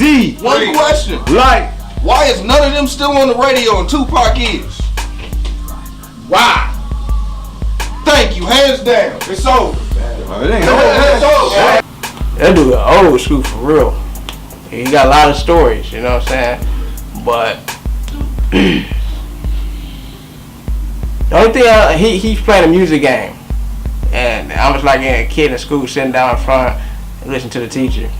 So I gained a lot. That's my best moment. Every time he talk, see, no, let me tell you, he do something like that. And that's what he tell you. But when you talking like that, you gotta remember this. And I look at him like I said, I'm in school just sitting like, and he talking about that. People me and them just sitting like in school listening to all the stories like, okay, and we gotta do this. So he like a teacher. And that's the best moment when you to teach about the business. Cause like I'm saying, I'm still learning, so yeah. What up, though, man? It's your boy Deuce right here, man. You know, VA Visions and I Am Somebody. It is the Grind Tour. We live right here now. Actually, we chilling right now. You know what I'm saying? We at the little vacation spot in Nashville. On our way to the next stop. Tomorrow will be Dallas, Texas with Pandora Box Radio. It felt like the vibe of the whole house kind of got like changed. Like people was kind of getting separated into their own like little groups because it wasn't like clicked up. It's just we all like had a person we talked to through the whole tour on the bus, and we all like, I think it was like 3 rooms in that house. I believe, I'm pretty sure. 3 bedrooms. 3 bedrooms. Yeah, it was 3 bedrooms. So there was some guys split between the bedrooms, and there was guys outside listening to music in their cars. RMG. It's my boy Nix. We're on the Grind Tour 2016. We just chilling right now, relaxing, catching up on some well-needed rest before we get on the road. Basically. And 2 of the artists that came with us, they just had some concerns, and it led to them not wanting to continue the tour with us. And I guess these guys were under another impression as far as how the tour was supposed to go, and it changed the whole vibe of, I believe, the documentary in itself. Come all the way from Youngstown. How I feel to be away from the 330, man. I mean, it's dope. It's cool to be on the road, you know what I'm saying? Tiring. So what, everybody, you getting them texts, them calls, man? Yeah, my phone blowing up. Everybody going crazy about the pictures? Yeah, loving the shit. Shout out to the Yo for 330. Dre Nix, what up? Wake your ass up, Snowflake. Man, I'm tired. We woke this nigga up, put a camera in his face. The Grind Tour. We had a little event planned. We had spoke to the owner of a hookah bar, and we was gonna go up there. We was gonna kick up with them for the night. They had drink specials. We get a even better deal because we came with so many people. And yeah, I mean we was gonna do that. So when I'm getting ready to get the whole group ready so we can leave. Up though, DA Visions. I am somebody behind the scenes. Kick it. Man, so like we gotta get together. We get together like morning and night before everybody get up. For us to either travel to the next city. We plan out everything. We figure out. We check in with promoters. We figure out what we owe, what's owed to us, the room accommodations for everybody, the driving accommodations for everybody, man. And say we got a nice little job on our ass, but with God and prayers from our women and families and a lot of weed, we kind of we are able to have the strength. I mean, just the talent and the grind, man. We able to have the strength to just get through it, make sure everybody good, make sure everybody understand what the tour is. Get this documentary popping so y'all can see our grind and how hard we actually work. Like, I'm not doing this for play, man. Like, for no reason, ifs, ands, and buts. There's no games, there's no play, man. I got families, I got kids to feed. I got one family, 5 children, mouths to feed, man. And I believe in what I do. I believe in myself. I believe in my kids. I believe into their future. I gotta do this and I gotta grind to change the next generation of musicians, of a platform for everybody to be able to feed their families as well. So this is definitely real, man. This conversation's going on out there, man. Everybody having fun, man. But that's why the hell we in here. Hold on, man. I can't doing the interview. Hold on. Oh. Shit, that's why we in here. Damn door closed, sitting here on the motherfucking bed, cause motherfuckers, there's 50 motherfuckers out there, and they don't know how to shut the fuck up. Hey, but listen. I mean, it's just the thing of like, I feel like everybody on this tour is like my kids, for real. Man. Like, you know how your kids, you sometimes want to get in your room and like, or go chill with your homie. You gotta get away. And get away from your kids because they want to watch cartoons or they want to play too much. You like, I just need to relax. I done came home from a long day of work. This is what we dealing with, but we dealing with actually musicians with opinions, attitudes, and everything. Now everybody cool. This is definitely a family atmosphere, complete family atmosphere. However, except for in here, it ain't family in here, right? I get one of my artists that come in and they like, hey, you got people leaving. Hold on. No female voices. No, it's cool. You know what I'm saying? We got security chilling, luxury chilling, Haitian friends. Nice TV. They left some shit in the much for hanging out with us and like showing us something good to we got Hell Management. Hell Management. Nigga said stepchild motherfucker. The most opinionated motherfucker in the world, right there. Hell Management. No, I'm not as stupid as y'all, that's all. That's all. What makes us stupid, Chuck? Just for the shit you just said, most opinionated motherfucker. Wow. Why is that? Cause my opinions are valid too, baby. So do they actually have a get my point? Hey, look. Guys go and do open mics. So look, we blessed, man. Period. Like no matter what, like we came here and they had food in the refrigerator. Where did the rest of the chicken go, man? Man, niggas done ate it, man. They done ate the damn pizza, man. Like we had way more food than this. The Grind Tour, you get some greedy motherfuckers though. But it's cool, man. Like everybody here to eat. You know what I'm saying? So, it is what it is. 313-216. I'm sure I can 614. hang out in the hood tonight. I mean, the land, Cleveland, what be going on here. Columbus, Detroit. That's where I go to find out. Man, we here, man. It's the Grind Tour. I think there was a level of disunity? Uncomfortable vibes. People thinking they about to be performing and doing extra shit, and I don't think they was getting told that or misdirection, something. Right. Something, miscommunication. Right. And miscommunication to kill anything. You know what I'm saying? That's really what it was. Because I could understand the logic of using the house as a spot to chill out and relax after the show fell through. Because there was a show and it fell through. You know what I'm saying? Whether niggas understood that or not. What I do know for a fact is just because you a hip hop artist does not mean that you gonna understand all of the ins and outs of how the relationships in promotion work. You know what I'm saying? The music industry is an industry that is based off of relationships. It's who you know, how well you know them. You know what I'm saying? So taking that into account, I'm never the type of nigga that's interested in burning a bridge unnecessarily. Unless it's people invading from that side of the bridge, I don't ever feel the need to burn a bridge. So I'm always open to whatever changes are gonna come. That's part of being adaptable. You gotta be adaptable when you taking a risk. When you rolling the dice, shit may not work out in your favor, and you gotta be able to bounce back. That's how you know how strong a nigga's hustle really is. I walk outside and I got artists that's ready to leave. So How many? I want to say it was 4.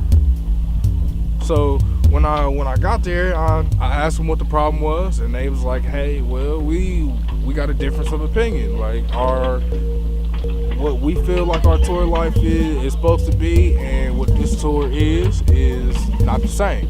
Nobody should have to complain about the timeshare, about that house, because I mean, patio, backyard, food already. Like, it was just a good situation, and we could have definitely made that happen.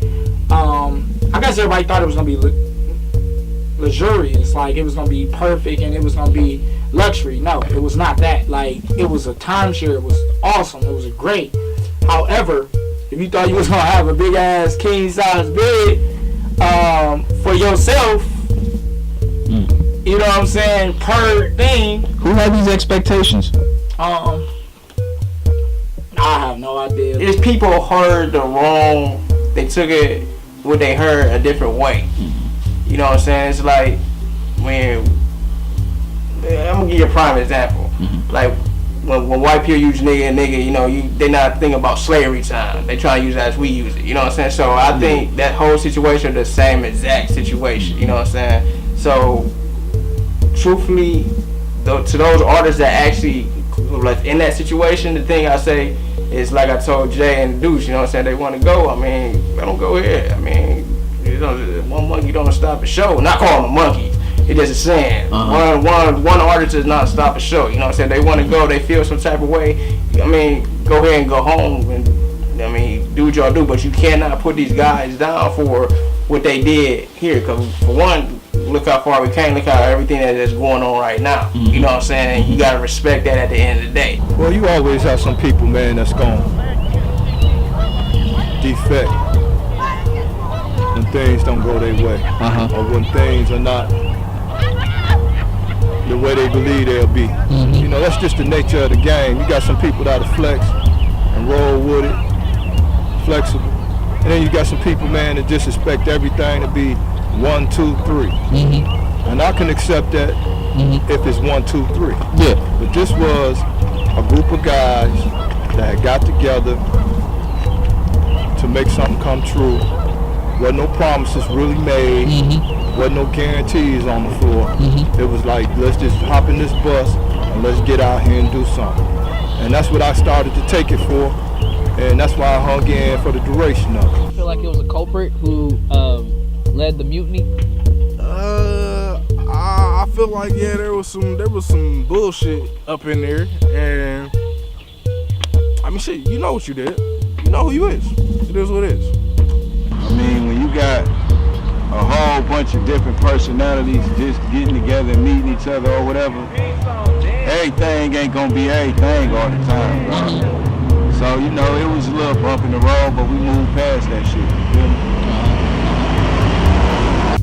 Nobody in Nashville knows you. You know what I'm saying? Nobody in Nashville knows you. The little money that was paid to help pay for the cost of the tour, being a 7-day tour, which was mainly a promo tour where we end up performing at these dates as well, didn't make this luxurious. Like, you spending that type of money and you going on a vacation with your family by yourself, you gonna have worse accommodations than we gave. You know what I'm saying? So they felt like it wasn't good enough, so some people turned around. We had 4 people turned around, 3 wanted to, 1 didn't. Motherfuckers was leaving. Motherfuckers trying to get up out of there because they felt like wasn't not happening, wasn't not going on. They really wasn't benefiting from the trip. So basically what happened, long story short. One, I was surprised at, because I definitely am a fan, and I was definitely surprised at that situation, but he turned around and I kind of felt like that made everybody else feel like they wanted to leave as well. The other people that was with them, you know what I'm saying? They formed a bond, and that made the other 2 want to leave. And then it ended up being a whole thing. And they missed out on the rest of the tour. If niggas thought they was out there to do a show, and the show wasn't there, shit, as an adult man, you can go out there and you can put on a motherfucking show at the gas station. All you doing is rapping to get fans. That's the only reason you've never been to Nashville, Tennessee. If you came on this tour thinking you'll get a record deal, hey, I ain't seen no Jay-Z on this tour, man. Nah, I ain't seen no motherfucking Diddy on this tour, man. So what did I tell you? You came here to do a job. So what you were supposed to do on this tour was network and get yourself out here. I mean, you claim you hot. You ain't hot till you outside your walls. Meaning if you outside Ohio, then you really gonna see what you is. You know what I'm saying? You could be local all you want to, and you say, hey, I'm the hottest in my city right now. I'm the hottest in my state right now. Key word, hottest in your state, man. But you ain't been in none of these places. These niggas don't even know who the fuck you is. If they did, as soon as you walked on that motherfucking tour, but they should have been running up to you asking for autograph, but they didn't. Why? Because they don't know who the fuck you is. Don't know one person stop the show. Okay. So I mean, like, one person can say one thing, but if you ain't him and you ain't him, you can't really do nothing. It's a business. So I mean, the business decisions come from the people that run the business.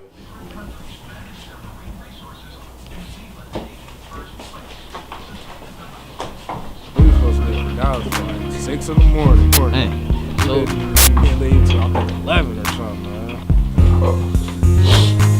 Shit, that's something to think about, man. That's something to think about. What's up, man? That's Effect in the house. 26 years old, homeboy. What's up, man? You got it right.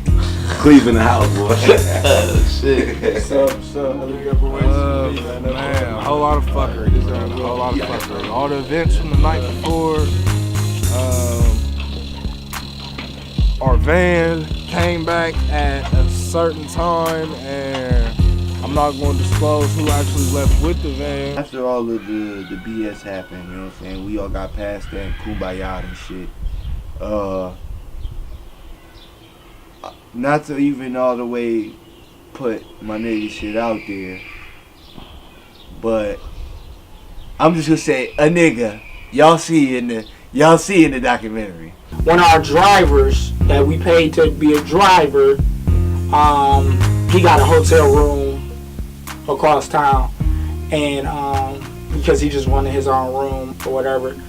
A nigga had an obligation that he made, that he was supposed to be back at a certain time from, that he was nowhere near back at the correct time. He knew some people in Nashville, so, you know, he got a hotel room or whatever, and he overslept. So his ass made us late. So we gonna be all the way 100 and say it's that nigga's fault that we was late from that point forward. You know what I'm saying? To the next venture. Not you know what I'm saying? But to the radio interview, yes, it was that nigga's fault. Breakfast. Hey, hold up.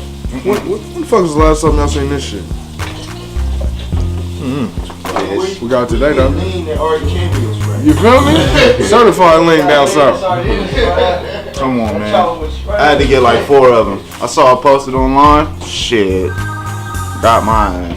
And we didn't leave till 11 o'clock, which we had an interview, a radio interview actually, with Pandora Box Radio, which is an internet radio station. And we had that actual interview that we were supposed to have at 7 o'clock that night. But because we left so late, we weren't able to have that interview.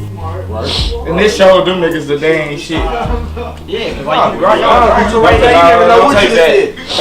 You never know what you'd have did on the goddamn grind tour. We would have got down to San Antonio, who motherfucker would have came out of nowhere? Paul Wall or somebody. Like, hey, I'm holla at you. 5 people or 500, you got to turn up. Even for these people, you necking working for them. You finding they fan base. You making more of a fan base. Man, the strong survive, man. Sorry. We're going to keep pushing. It's the Grind Tour, VA Visions. Day 3 on our way to Dallas, Texas. Pandora Box Radio, internet radio station 99theblock.com. Catch us on there tonight at 6 p.m. I am somebody. Yeah, I was really looking forward to that one because the first radio thing that we did for Girl Power Radio here in Cleveland, I liked that one.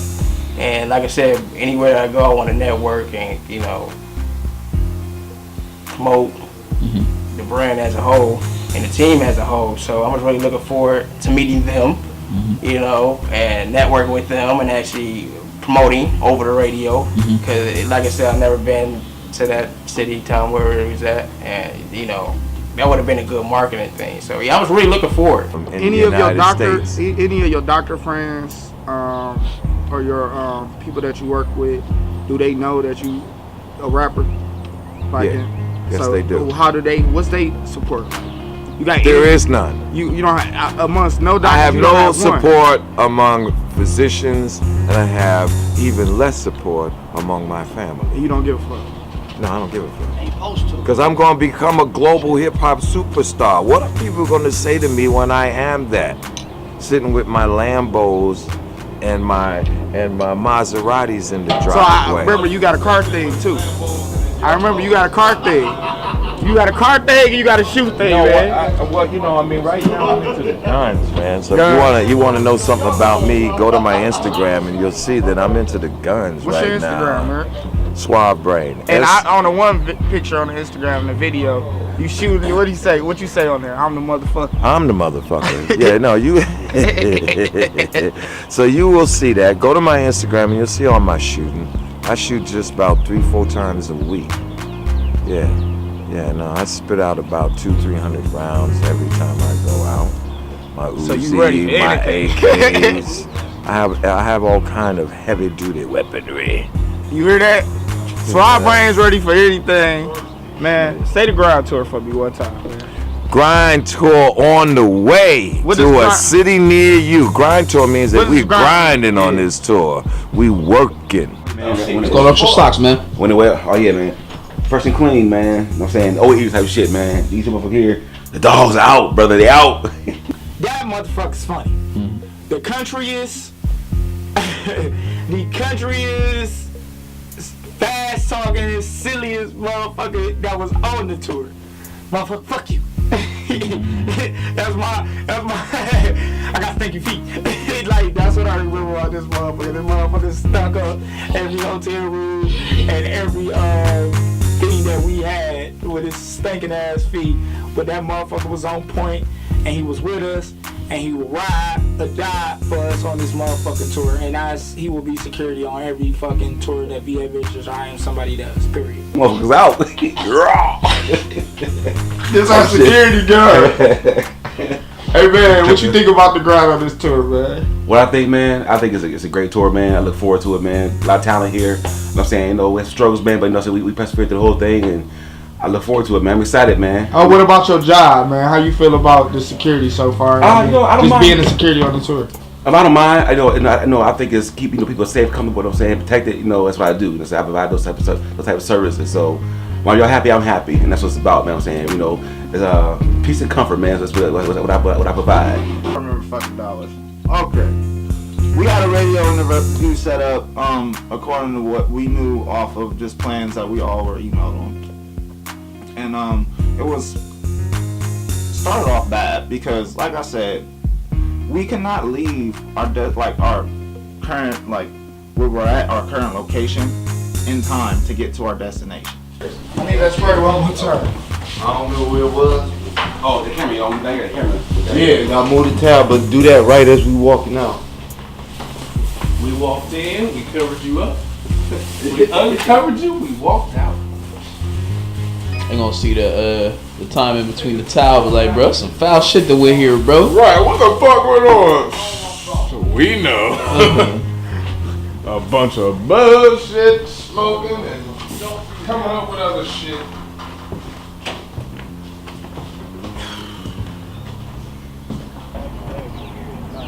Okay. I don't know what these go to. I'll hold them. You sure, James? Yeah, these ones. You go ahead and get in, man. All right, get in, fellas. And the camera guy right here. Well, hold on. We still need. We got one more team in. Right here. Right Jay. Well, yeah, I heard some shit about that radio interview too. You know what I'm saying? But again, I'm gonna keep saying it. Time ain't my motherfucking business, nigga. I am an artist. As long as I show up and I ain't late, I can't move faster than the nigga that's driving. At one moment, I knew we were doing an interview, and then I found out because we were late, we weren't going to be at the location where the interview was supposed to take place at in time. So I was told we were going to do it on the phone. It was always a wait and see. It can get better or it can get worse, but you don't know until you go. So, you know, in the back of my mind, I was always, let's just see. You know, let's go and see. You know, best thing you can do. We out here now. You know what I'm saying? Once you get started, to me, you shouldn't even turn back. You know, once you get out there, you should go all the way. I don't go at all. And then we're listening to the radio station live in the van or in the tour bus, and at some point, it just the radio station was turned off, and I don't know if a conversation was held up front, but I'm in the last row. So honestly, from my perspective, I don't know why it got canceled. It was just many different reasons, but it bugged me, but at the same time, it didn't bug me. Like it came through and like. I mean, everybody's gonna be mad at me because, you know what I'm saying, I'm one of the coordinators. So if it's not what they want it to be, I'm the person to point the finger at. The person I see hopping on that, it's gonna be that nigga Rich the Kid, and it's gonna be the motherfucker, that skipper, the flipper ass nigga. They gonna doing the dab on that shit. I gotta do the dab. You ain't talking about Tip the Rip or not? Oh, okay. Skip the flipper. Oh, okay. I ain't never heard of it. I'm about to say. You never heard of Skipper? Nah, I just thought you. I'm gonna play some shit with you back in the bed. What it do? About to get turned up for the crew. Y'all know I don't really drink. I be on that Pluto shit, but I'm still a team player. Grand Tour still continue. Hey, Chris.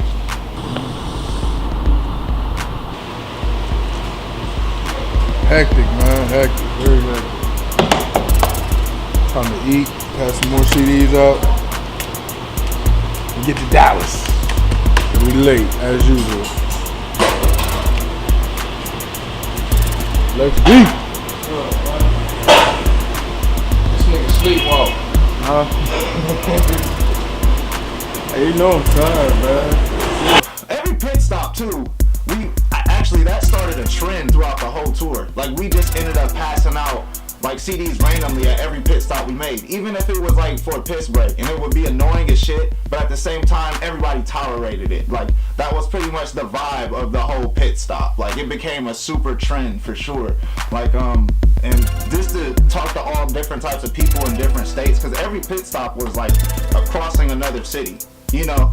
So, and we all bought something pretty much, like even if it was just t-shirts or just some burnt CD, we all had something at some point. And even just to give it to that person and actually hear it in the car or see them on the way at a gas station, you know, coming out from the register, going to their car and just putting it up, that's fulfilling for all of us. As I gotta watch out for all of us on this bitch. My man think he the security, he don't know I am. Nobody knows what a gangster you are. but a true gangster you are. The kind of shit that you've actually done. I tell that story about that cop, man. Oh man, motherfuckers would fear you. When you, this motherfucking cop slaps him around at school when he's 13, right? Yeah.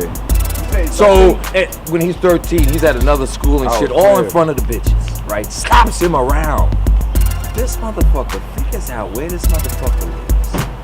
Turns out that the guy's wife, who was pregnant, is friends with his family. So he, with his boys, lays for this guy to come home from work, and they jump him before he gets in the motherfucker.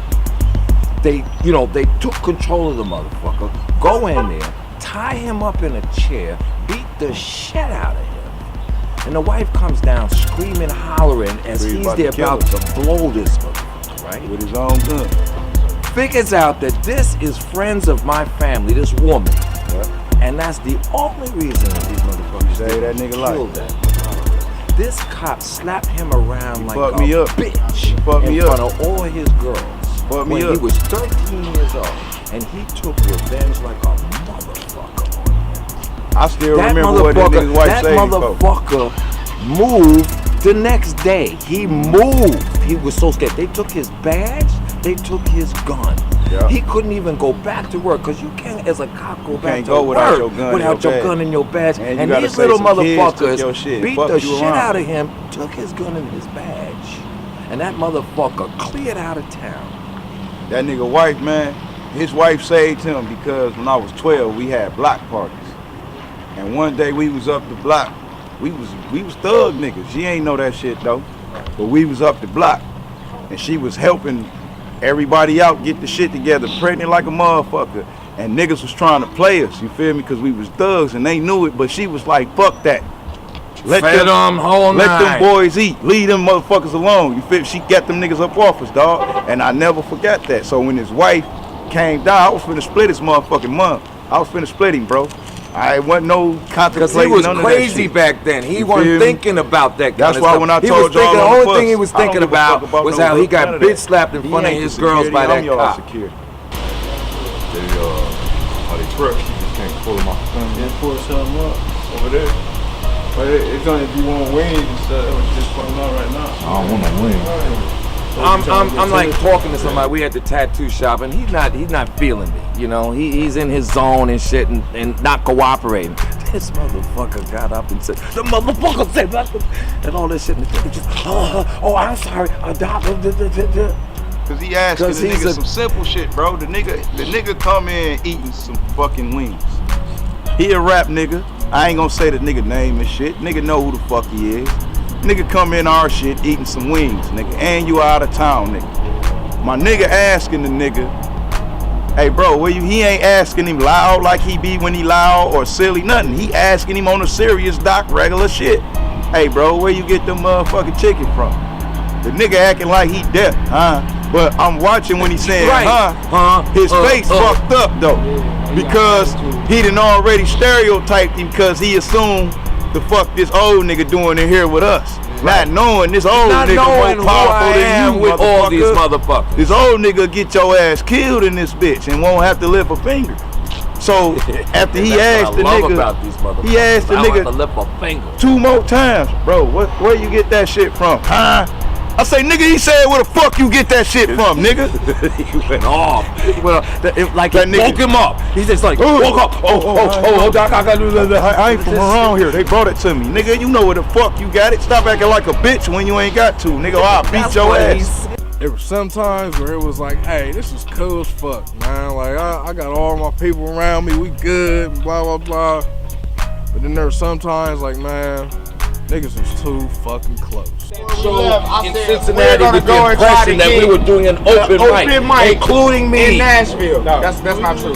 You was driving us around when we was actually looking for. I knew afterwards, but I'm saying the night in Cincinnati. Man, what the fuck that got to do with that nigga? I didn't say that. Nonsense. Tell me that. Let me get act like bitches. Stop trying to motherfucker take up for that bitch. I'm not trying to take up for it. I'm trying to say that this is how it actually is. Okay? I think they should have sent that nigga home and they should have used the Enterprise Connect or change the name over in the van.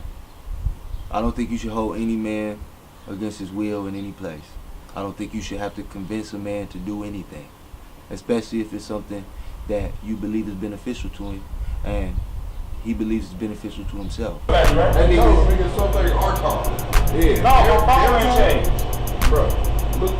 was dope. We had a nice hotel in Arlington, Texas.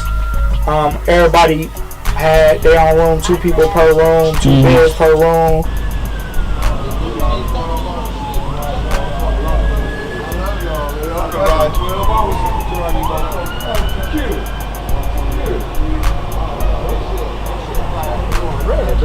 What kind of security is that? Y'all see that? Oh, you said security. Top flight. USA Today. That's Doc. Goddamn, say you mean have a USA in the room. Thank you, sir. Get one, bro. USA tomorrow. This shit, what number y'all?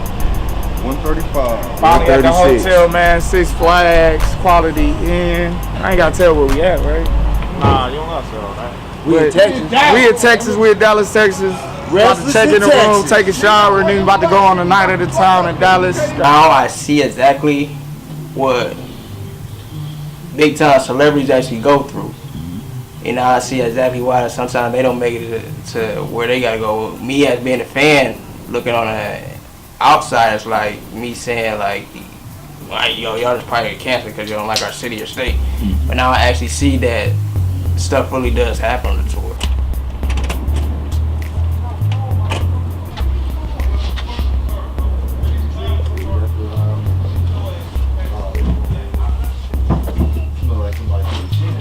Yeah, bro, it smell like mothballs and fucking orthopedic shoes. Yeah, I'm gonna talk to them about this. Man, I ain't bitch. It ain't a bad room. No, it just stink.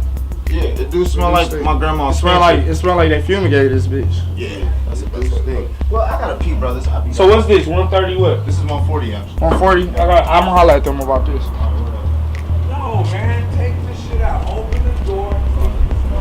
Why is this shit so difficult? It's plenty of parking spots out here. There's plenty of parking. Why is it so difficult? Y'all room straight? Chuck, your room straight?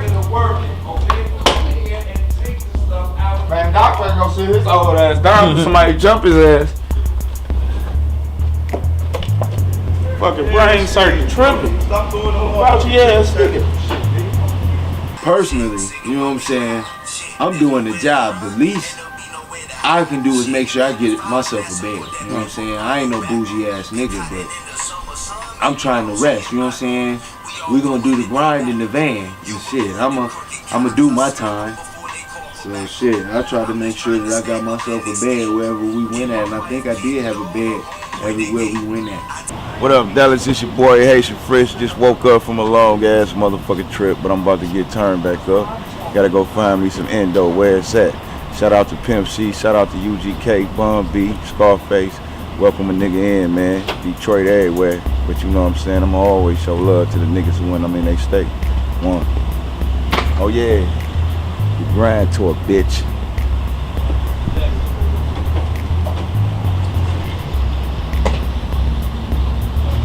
Doc, you alright?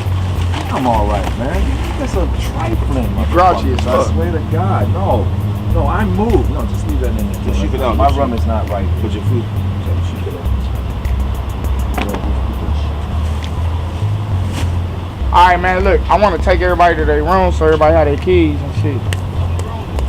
5. 2 days to room. 5 days. He already chose to be the third. That's cool. Good look, my nigga. I ain't taking the L next city though. I tell y'all that. That's why I'm taking my L now. Here's Crazy. Crazy. Let me get a smoke. What up, dope? Oh, Grouchy ass. Grouchy, man. Grouchy did a motherfucker. Mr. Huxtable. I ain't moving no motherfucking way. You ain't touching the car. I'ma drive this bitch. Get y'all shit up out this bitch. No, you not, cause you ain't got no license. I don't give a fuck about that. You can't drive. You almost hit that nigga cause you irritable. Now, is you gonna listen to your mans or you gonna keep snapping on everybody and I'm gonna stepping in keep the snapping, motherfucker. Yeah, nigga, we gonna be snapping in this bitch. All right, go ahead and act like a little child right now, because you ain't driving the motherfucking car. Okay? You ain't got no license, boo. Yeah, you got a license and almost hit the nigga that's riding. Oh yeah, so I'm the motherfucker. No, I did all this stuff after. You always say you that driving your asses motherfucker. here. Okay? Hold on, y'all. We gotta be cool, man. Chill out. Hey, sorry about that noise, sir. We just pulling up, man. Long trip.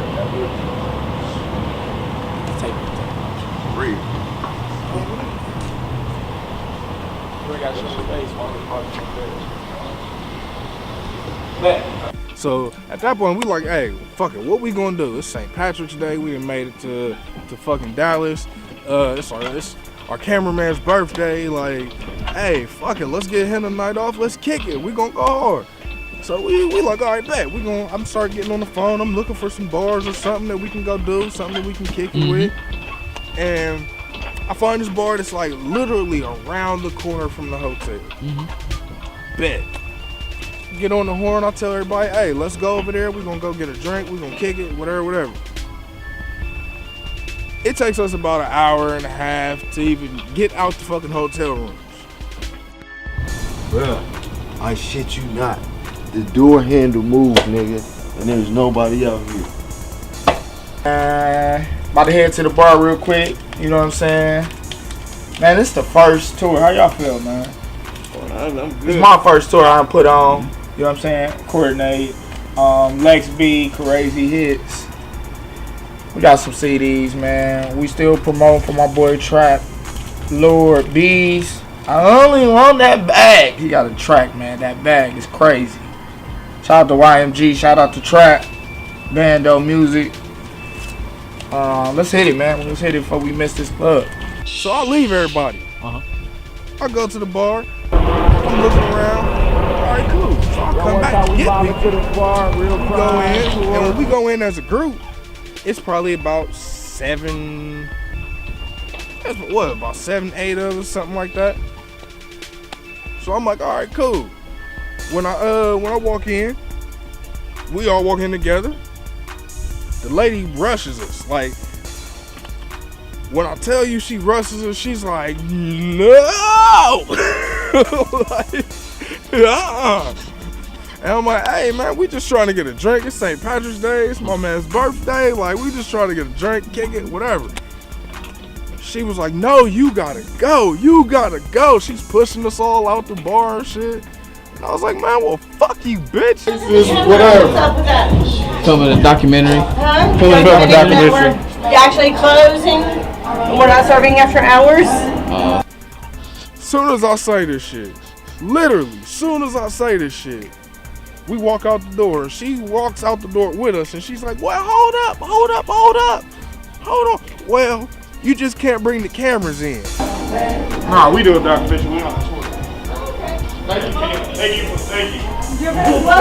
But anytime before 2 o'clock, we have a 15. Does everything here close? Everything here, because it's what happens is TABC comes in at 2 o'clock. If we don't set our clocks up 15 minutes fast, we get fucked. Okay? So at 2 o'clock, we have to close everything down. So we set our clocks up 15 minutes fast for last call, so that we are clear. One drink for my man's birthday, just one. It is my birthday. And we can do 2 drinks because we're about to close, but you go ahead and come on in. I'm like, hold on, man, you was just pushing us out, and then now you letting us in. So all right, cool. We gonna get the drink because it's my man's birthday, and we ain't gonna make it nowhere else. So, would you say this is the first time that you called a woman a bitch and got your way? Nah, because for some unknown reason, some bitches like being called bitches. But that's not what we not gonna go there. At this point, I'm banking on South by Southwest, you know what I'm saying? Because that was the main driving point that was motivating me in the first place. Hey, yo, it's time to get up. Breakfast over at 9. We on the road by 9:30. I need everybody to get their stuff out to the van so we can go, man. You want to eat breakfast? Go now. I got to wake everybody else up. Let's go.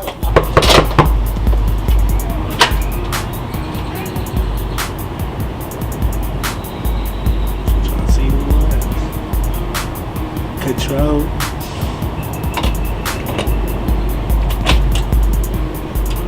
What up? I forgot what room y'all was in. Hey y'all, breakfast shuts down at 9 o'clock. That's like 10 minutes.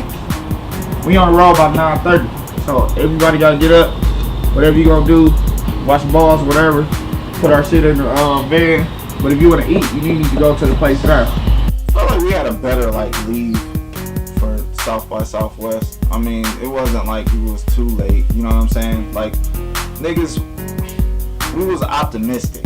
That's the best way to put it. Like we wasn't really too mad like everything was in Tennessee. You know what I'm saying? But we were very fucking amped to go and actually see the event. We up early, just packing, FedEx style.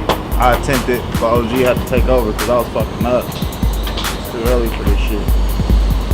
It looked better than it did yesterday though, OG. Yeah. Everybody bags out here though. That's the problem. Everybody don't see it. Yep. That's where we get fucked. I'm not packing none of them. Make sure everybody bags. That's crazy, man. I get started in the system on how to put this thing. Don't open that up now. And here come more bags come rolling out. Get everybody's bag out. Let me walk through and make sure everybody got their shit out here before we continue. I'm tired of repacking. My mind frame going to sleep and saying, okay, tomorrow we need to be on time. Slayed down, man. Got some rest though, but the grind tour is a grind. You know, it's true. Out here with Deuce, DJ 22. You know what I'm saying? Everything is going well though. But we having fun. But you know, it's the ups and downs of the game. Hey! Breezy in here taking a shit! I ain't gonna tell nobody else. Just waking up, get ready to hit this motherfucking road. That's all it is to it. Me and this nigga had Whataburger, so what's this saying about this nigga good? He gonna be shitting on himself on the road. My stomach is cool! We supposed to leave at like noon or some shit like that. And niggas ended up doing like some sort of promotion thing, giving out t-shirts or something like that. You find look beautiful out there. Shit, you look good. You look good, sweetheart. Bro, we just now pulling up. You taking the vibe picture. Man, get your ass in the car. Mine now. She can have whatever she wants. It smell like me, baby. It smell like me. Yeah, whatever she wants. Thirsty ass nigga. This is a tour. This is what happens. You know what I'm saying? And the thing is, you gotta suck it up. Right. And still keep it going. So we get our gas and well, I mean we didn't get our gas. Like I said, we go in and I pay for the gas. So when I pay for the gas, I'm like, all right, bet. I'm going. I went, got my chips, my drinks, my munchies and shit. Then I'm going back to the van. I go in, I get back in the van. So while I'm sitting in the van, everybody else is doing their thing. Everybody else comes back to the van. Hey, you ready? Bet, let's roll. Pull off. Nobody discovers that we didn't pump no gas. You're a bunch of stupid motherfuckers. Okay, no, I'm gonna tell you. You're a bunch of stupid motherfuckers. I ain't never heard of no shit. Gonna put the gas in, gonna give him the gas money and nobody pump the shit. Gonna ask me. Are we voting niggas off the driver island, nigga? Is that what's going on now, nigga? We need to make a switch, a substitution. I don't even think we can turn around right here. You even know where we fucking were? Hey, take Marcus Allen out the game, put in Eric Dickerson. So when we 10 minutes down the road, 15 minutes down the road, some shit like that, our driver is like, hey, we don't have no gas. Why the fuck don't we have no gas? We don't have no gas because nobody decided to pump the damn gas after I paid for it. All right, so we got to turn around. So now we about 30 minutes behind schedule because we have to go back, pump the gas, and then come back. That's just dumb shit, man. How does that happen? I don't know how that happens because I've never done it. I've literally never left something that I paid that much money for. Just drove off and left it the exact moment I paid money for it. I don't know. And it's a lot of niggas that saw this going on and It just happened, nigga. You know what I'm saying? Shit. So is there anybody to blame? Everybody's to blame. Okay. Everybody knew we needed fucking gas. Especially anybody whose money was involved in the gas being spent in the first place. Shit. Me personally, if I'm spending bread on it, I'm making sure it gets pumped. Is there nobody you're referring to? 2 drivers. That's it. I mean, 2 drivers. you watching the DVD? 2 drivers. Shit. I mean, we all went to school here. So, anyway, like I said, man, that put us behind like another 30 minutes or shit after we was already late because we had to pick people up. And, I mean, obviously, tour life, you fuck around and end up late to shit. Mm-hmm. We was late to damn near everything. Shit predominantly new for all of us. Nigga, you ain't no artist, nigga. Well, you ain't no good security nigga then. So you can't be talking about not me. This shit predominantly new to you because you don't know how to be a top flight security nigga. You supposed to shadow the nigga who paying you. He says like, you know, we all, you know, is accountable for each other. Like that's just what happened. It was funny as fuck because now to think about it, like we always had these like little bitter brotherly moments. Like it seemed as if like we were gonna fucking kill each other, and I don't mean like we as in like, you know, everybody argued with each other specifically. I'm just saying like at certain moments you could tell everybody was fucking irritated, and it was like any moment that irritation can blow. But we all like contained it like a family. Like, you know what I'm saying? It was a lot of inconvenient circumstances as he's bringing up. Like, and it's so many. I have to have someone fucking say, oh yeah, this shit fucking happened too, because it was like back to back. Like we said, biting bullets. Like I bit a lot. I could say that for sure. But afterwards we got the gas. We're headed up there. We finally make it up there, and it's huge. Like they say, everything's bigger in Texas. Man, you knew you were in Texas when you got there. That's for sure. We in Austin, Texas, man. And like I was saying, you get what you put out. I'm a businessman, so if you put out that business vibe, you're gonna get treated like a businessman. We should get good outcomes. Like I said, I'm in South by Southwest. This is my first time being out here. But like I said, I'm a businessman, and I'm gonna make sure we attack and execute. About to go holler at the nerd DJs at Lucky. Shout out to Johnny O, Big Hef.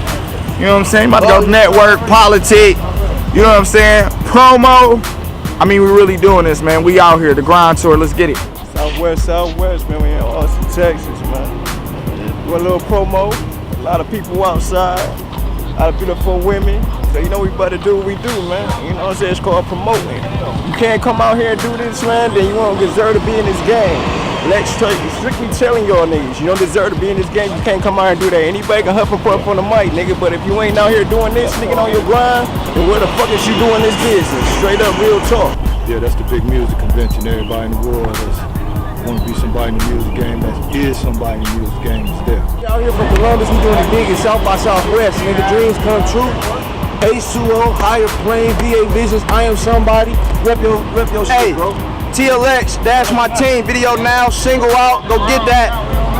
Mixtape coming soon. White Owls and Parachutes is out on SoundCloud, at SoundCloud John Speed. Check out the Burial song, shot by my man, the Mighty Firewise. Southwest itinerary was to get there, make the Nerve DJs, music showcase. We in Texas posted up like mailboxes on a street corner.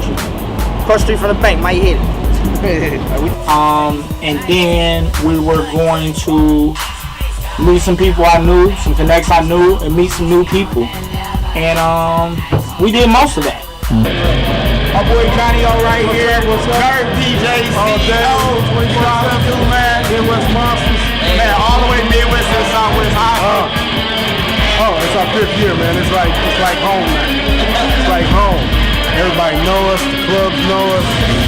South by Southwest know us. So this is my partner, man. VA Vision. What's up, Vision? You know what I'm saying? You go back, man. You've been doing this for a long time. 39 years. So, and you started with the group, right?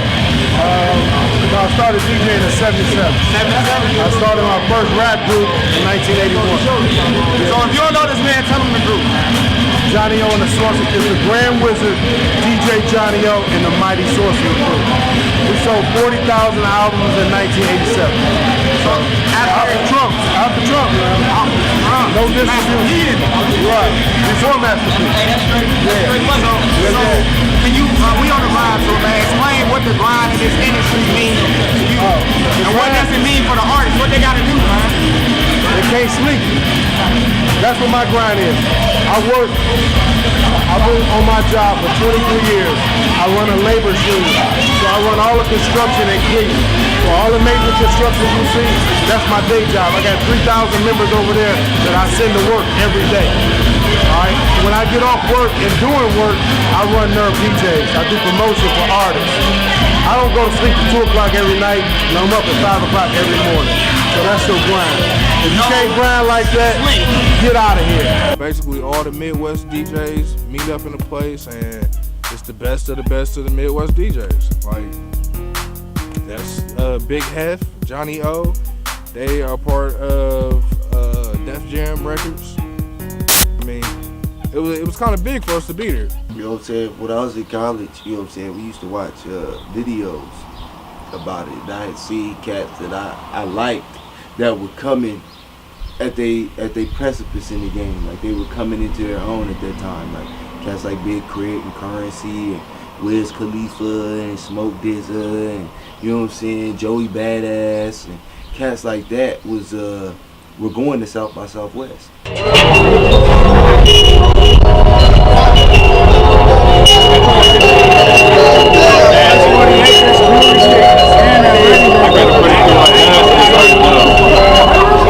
And when people say that's hip hop, I feel like, in definition, I believe it's when you turn nothing into something.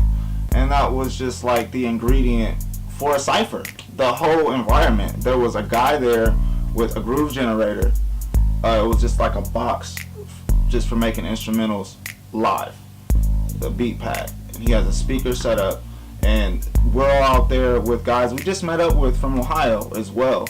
And we're just like exchanging our names and shit like that. So not only was it a big moment as far as a cypher, but it was a big moment on a sense of, oh, okay, checking the other person out. And we all like fed off of each other well at that moment. And it created a really good meshing energy. Now I'm gonna start this bitch off. Hey, Tay Wall. What's up, man? It's your boy Tay Wall from Cleveland, Ohio. Artist / producer.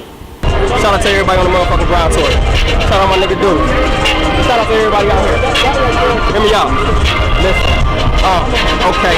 Map nigga Cleveland. I'm raised in the heights though. Gold chain, diamond watch. Welcome to the light show. Homie got them packs in. I front you with QP. If shots go on Rocco, I'ma just do me. I hit the studio, the place I get my head right. I just go like a street without a red light. Woo! Savage life. Land. I met Deuce like a year ago, and we was doing a lot of shit like at the strip club and shit, and we just started, you know, kind of like building a connection and shit. And some months went through and went by, and he hit me up. Like, he reached out to me about it. He was doing a tour with this cat named VA Vision. Shout out to VA. You know what I'm saying? So. I told him I'm down. And we pretty much laying down to get a bad bite. I'm all about my currency. Currently the jet light. And I'ma start pulling names out the hat. I'ma aim game wave with the Mac. Where you from? Ain't the same as the Mac. A conductor with a strap. Make room, nigga. I'm a freight train on the track. HCO step on the beat. You know how this shit be. Everything coming Kool-Aid, but ain't none of this shit sweet. Ay, I don't rock no diamonds. It's little jewelry. Jewelry's on my feet. Air Force Ones is how we meet. Fly as hell, boy. I got VA with me. I got Deuce on the air. You can't play with me. Hey, I got Bo. He got that K with me. Shit, I just love the atmosphere for real. Just linking up with different people. Like, you know, seeing different motherfuckers and, you know, got to try out some different weed down there. Met up with motherfuckers who A&Rs and shit like that, you know. Good excitement for me. Like I said, good exposure. He got that K with me. He look got that bitch off. Spray with me. Hey, on my hustle, making them checks. Now I'm turned on, let me holler for a sec. I got 16 to be precise. If it be a little more, if it is, I'll address it. Moolah, what I bring to the table on my life, I put it down for my city, just pursuing my profession. I don't claim king, let your boy get elected. I'd rather work for it and become well respected. Shooting off shots every studio session. Loving my talent, nigga, it's a blessing. To the side, preserved, selected. Put me on these streets and I swerve cause I'm destined. Flying with my birds, coming down is out the question. Yeah, I'm skybound in flight with the jets. Columbus is my state and Ohio is my section. Making dope boys, counting my Crazy Hits has the opportunity to be one of the biggest artists in the world. Like, diverse, prepared, ready, fan base, has a fan base which could be a lot of different genres, you know what I'm saying? Yo, no questions asked when you see sprees, MP3s or CDs. You see us, you see G's, you get wet like seaweed. Hitting 16, sweet like it's MTV. No DVD. When you see me, it's on top. No drop, we rock. Kick push like Lupe. Jump in your man's arms like you Scooby. Shaggy, tag me, you see me, king me, bling bling. Niggas want them big rings. Championships, we champions. Biggest challenge, if you step up to the challenge, we battle, we like battalion. Getting bread like we Italian. You see. And it's kind of one of those things where you feel like you're crossing the threshold when you go to certain events. Because nowadays it's not like when it was in the 90s where they had shit like hip hop summits and all of that shit where everybody would be there. You know what I'm saying? You'd go to a hip hop summit and you would see Fresh Prince and Coolio and Queen Latifah and all these motherfuckers, ODB and all these motherfuckers in one spot. You know what I'm saying? We don't have shit like that anymore. Yes, you looking right at a Caesar, believe me, I didn't prophesize like you talking to Jesus. See seconds when you see us, niggas wanna be us, believers, you fall on knees, begging please, roll the trees. Nigga, pass it away from me. I'm on my creek, it's L-double-X to the B. I'm from the CLE, you niggas know about me. Hat real low, similar something like Jay-Z. These niggas can't even play me, you niggas won't be, come get me. I'm so damn shady in this game, these niggas wish they had me. 15 bars or 16s, I do it well. Fuck these niggas in the game with no beat, I still carry it, man. My shit laid off, AK, no heat. You niggas know I got banana clips, so when I do it well. So niggas understand, man, don't even come around here with the show and tell. These niggas I've been in jail. I show these niggas just what it is. It's L-double-X to the beat, man. Y'all know what it is, huh? I don't freestyle. So, man, that moment right there, be honest, you gonna be 100, right? I was nervous as shit. You could have sworn it was like a negative 23 degrees, cleaner weather. I was that damn scared. Cause I don't freestyle, man. I don't do it. I'm good with a pen and pad, but when it comes to freestyle, that is not my. When people tell me to do it, I'm gonna do it. Why? People say, why would you put yourself in that position? Cause it's promotion. You know what I'm saying? If I be the worst one, hey, okay. But I'm scared of shit. Now that's what I'm scared of. But I like the cameras, I like all that shit. But when I do another freestyle, I'm just gonna go like this. It was definitely a big deal because I'm out of town in South by Southwest, and I come from the country. You know what I'm saying? Being able to go out and perform like that in front of people is dope. That was awesome. Money talk, broke boy, we can't hit. Niggas will walk up to the one who risk it. Double back full of them dicks. I'm pulling the mid. Diamonds and bitch, cause you ain't solid, get cropped out the pit. You done change and I won't change. Got another third, go be the same nigga. When time got hard, I was fanning on the tough, run up on the basement, just like Tip. Hey, let me tell you something about a worthy CEO. He ain't getting money close to the big dog. Hey, everybody knows that the Wayne came close. TLX boy here, this is a light show. And now Rock Diamonds came from the bottom side like a fighter boy, you can't even sign it. White Funk Festival, they can't even sign it. I've been winning, got back, right? I've been reclining. Hey, I smoke them good weed, got some backwards and trees. Man, these bitches, they fucking, they suck to their knees. Boy, they say ease, boy, they say please. When they cross up, they say, oh, that's the T. I say, God. What they say, boy, I am alive. I go here, boy, I am swab. Listen, I go so in hell, they gon' need the Jordan when it's prime. And is another co-artist from Columbus. I just met him on a tour bus. He was actually just a driver, but he ended up getting a lot of camera time, man. He's full of life.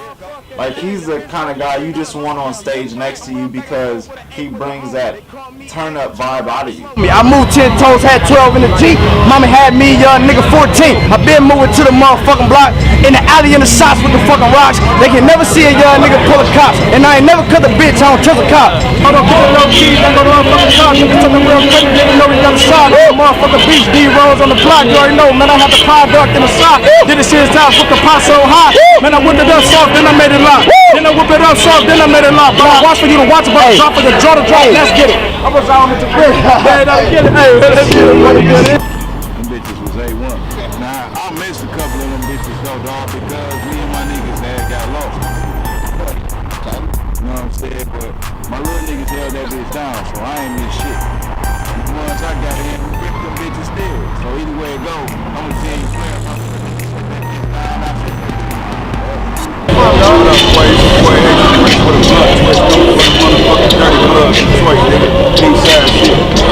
Crazy hits. Straight out of Columbus, Ohio. Man, 614 standing up in this bitch.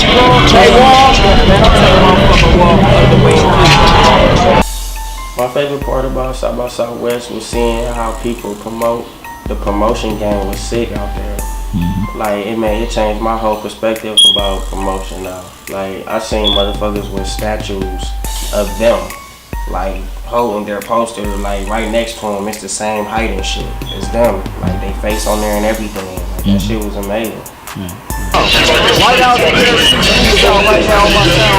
There was a dude that had a blog that was shooting for his little blog at the time.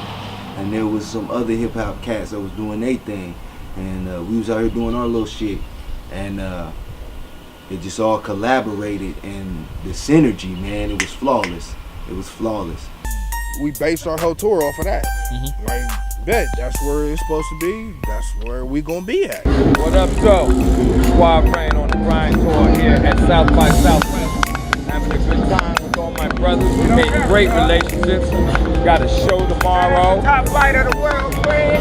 Top flight of the world.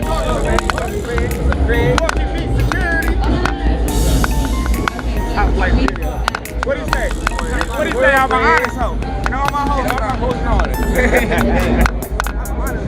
What up, though? It's your #1 gangster. It's your boy Haitian Chris for the Blood Twist. We out here in motherfucking Austin, Texas. You know what I'm saying? For the motherfucking grind tour. Get it poppin'.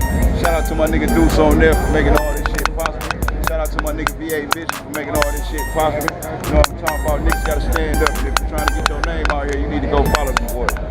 They open your eyes to what's really out here. It's a big ass drama, because it don't matter how big you is, you gotta humble yourself at that bitch.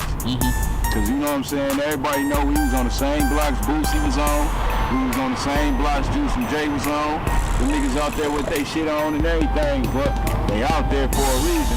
They ain't got the big head or think that they too big. This is all marketing. That told me that these niggas out here with all this bleeding heart of going up the heart. To be networking it. Every time you put the camera up, you tell them, man. Y'all not down around Southwest, and what the fuck is you doing in this business, man? Most of y'all niggas, matter of fact, don't even deserve to be in here, man. Cause y'all niggas ain't even out here promoting yourselves. You're probably sitting at home right now watching TV and playing PS4 or the Xbox, man. Xbox ain't gonna get you no deals around here. Xbox ain't gonna get your ass paid neither unless you wanna do your 9-to-5 job, real talk. When it started raining, I think that's when everything started to not necessarily get off track, but the drive started to go down. Morale was killed. It killed our morale. That's the best way to put it. Because when it started raining, obviously the strip started kind of clearing up. People started going inside. And we didn't necessarily have like a plan to perform out there. Like, you know, honestly, we came out there like treating it as a job fair, promoting and campaigning strictly. So that kind of cut out a lot of our possibilities to campaign. And it started raining towards the end of the day. I mean, because I'm not saying I didn't get fulfilled as far as experience there. I would have liked to be there longer. I will admit that, as far as just the night scene. Because we didn't get to really experience that full-fledged like I wanted to. But we executed. We executed well. We got the cypher done. And that was literally on the plan. We were going out there not just for the cypher, but we were supposed to do the cypher and pass out our shit. What up, though? Your boy Deuce, man, at the South by Southwest, Austin, Texas, man. You see it's going. The Grind Tour. We out here, man. We've been promoting. My damn feet hurt. But, you know what I'm saying? All hustle, no luck. We grinding, man. We about to head to San Antonio, get ready, get some laps. You know what I'm saying? Get a little bit of sleep. We got a show tomorrow at Club Bovita. Be off the hook. We got some San Antonio artists performing there too. Then we got Phoenix, Arizona. This is day 4. South by Southwest, Detroit, Columbus, Cleveland, VA Visions, I Am Somebody. It's the Grind Tour. San Antonio was the next stop. For some reason, we had problems with having rooms, getting rooms in San Antonio the whole way. We were uncertain if we got into San Antonio, if we had anywhere to rest. Some cancellations happened, some them telling me we didn't have rooms available. So at this point we had to either figure it out and wing it. So either we go back to Dallas, which was an hour behind. Back to Dallas, which was about an hour behind, and 3 hours. Damn. We had laid over in Dallas the night before, and we kind of knew what the accommodations were. We went back because we didn't want to go to San Antonio and risk more unhappy people and people not having rooms and being comfortable. So we went where I knew we would have comfortable rooms, and that would just put 3 extra hours on our ride the next day. And Dallas turned out to be a better decision.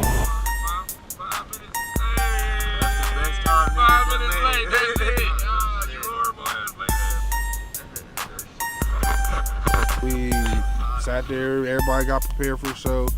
We stopped a few times, everybody stretched, ate, did their normal road shit, and I mean, we got to Club Movida.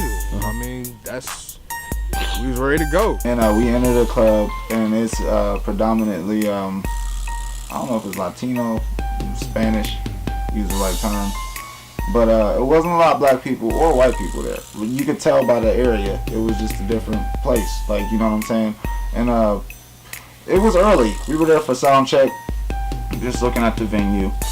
Some of us spread it off and took some walks around the neighborhood, went to the gas station, did stuff like that. It's a dance club, man. They got a massive dance floor in there. It looks like it's Latin. Yep. These are all Latinos in there, man.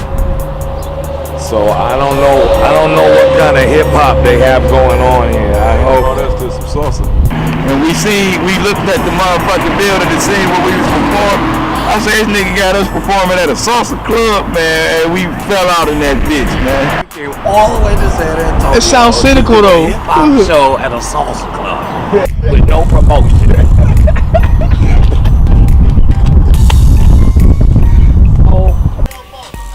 Maybe one person at that time that really was ready to go home. Mm-hmm. Not because of the tour. I don't know what it was. Outside of people that left? Yeah. Okay. And that cancer started to spread. And it was like you kept having to have pep talks. Like, it was the coaches, and we had a bunch of players that didn't know they wanted to play for our team. We got to San Antonio, man. My first time being there, and you know, we rolled up in the hood, you know, to a bar. Didn't feel out of place to me because that's where I'm from, the hood. Dirty dick and all. Nigga, I'm trying to, hey, for real. I'm trying to get a Nacho Pellegrine out this bitch. Look, dirty dick and all, nigga. I want a burrito. We rolling, nigga. Fuck that. Hey, I need a motherfucking a burrito out this bitch. Man, you better shut the fuck up. You ain't see that big motherfucker that had something on the couch that walked that motherfucker up. He get his big ass wore out after this tour. I got a whole lot of steam I need to let off on the big ass. He was on the couch? Yeah, he was on the couch. He was sleeping in the he do security. He said he slept. You recording, cuz? This what my fans love about me, bro. Worldwide, you gonna know. I'm here. Man, what's up, man? It's your boy Haitian Frisch. We out here in San Antonio, Texas, you feel me? Always, nigga, Mr. Round the Clock, rolling up. You know I gotta put my motherfucking sauce in me, man, before I go on stage any motherfucking way. We out here in San Antonio at Club Mavita. And we gonna rock the stage, we gonna have a good time. It's gonna be all successes and blessings, you know what it is, man. I'm excited, I hope y'all excited, man. Be excited, you got shit to be excited about. And I'm gonna do more than one track tonight. So. Oh, yeah? Yeah, man. I mean, I got to, it was like 15 niggas, now it's 12, man. I gotta make up the lost time. Shit, but it's only four niggas performing this shit. Hey, I'll do whatever they need me to do, man. Yeah, that's the grind right there. Yeah, man. Like they say, it's a grind, bro. Much we was kicking it. We had a pretty good vibe to it and all. And I mean I'm gonna say inside the club, we didn't really have too many bad vibes. Like we were setting up. We had set up to get scenes for a music video in there. Shout out to Haitian Frisch. That track, The Game, it's Game Blow. So if you ain't heard it yet, check that track out. But we were going to start shooting that video there, and we I don't know where it went south at, honestly.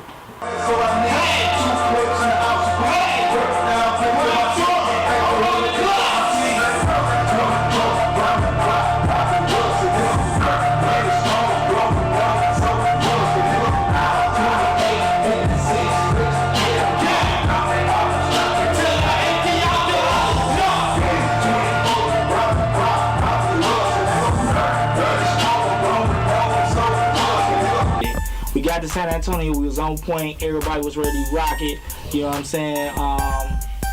As we was leaving, which I'll get to later, crowds was coming in, so it wasn't like we were performing in front of nobody, shit was picking up, we was gonna be alright. We was getting a hotel in San Antonio, had a hard time finding one in San Antonio again, so we sent a few of our people to go get one. They said they dealt with some racist situation.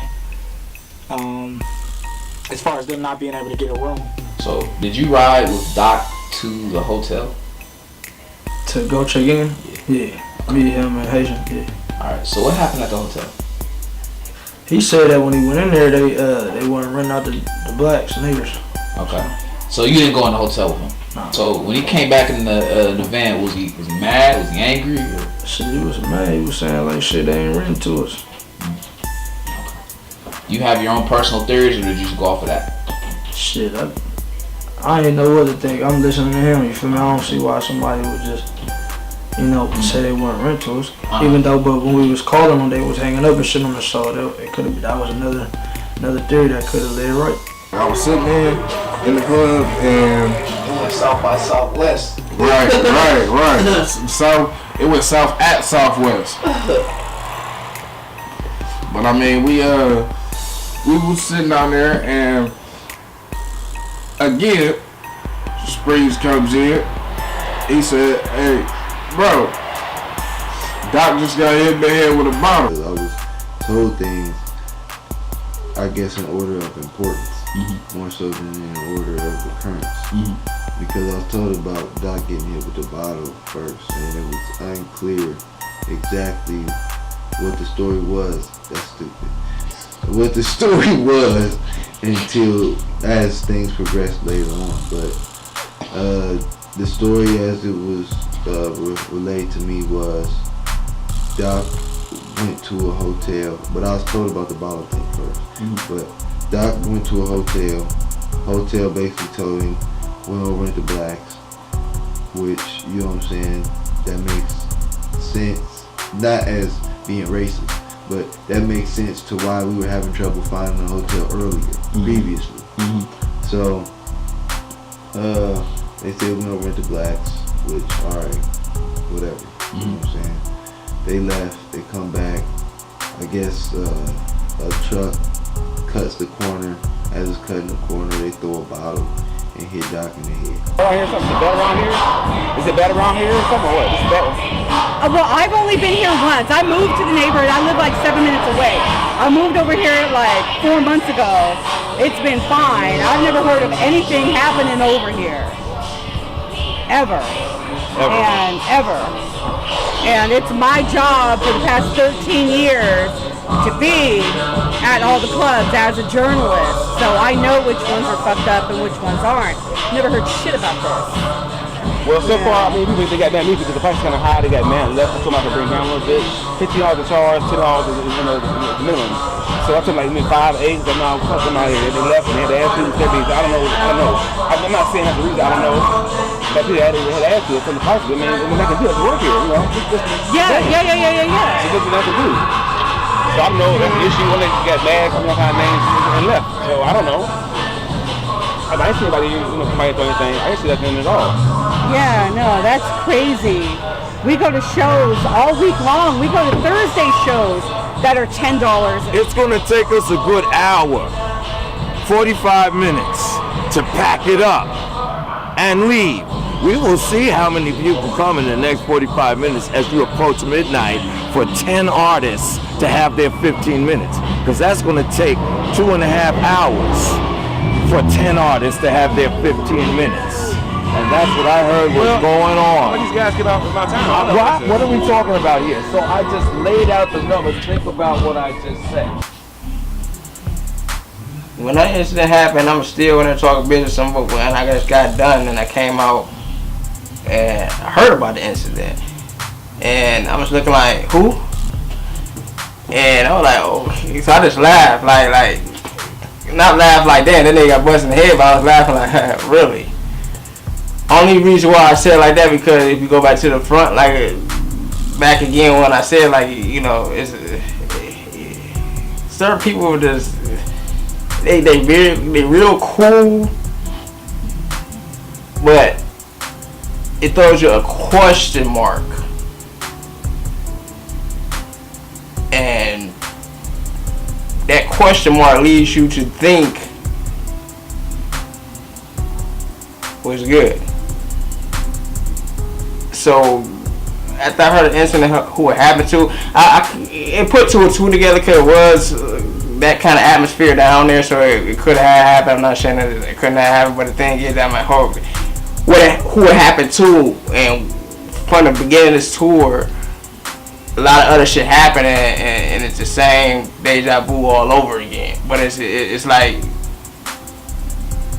you thinking somebody's quarterbacking it all the whole way through, and it's getting me to think like, man, hey, you know,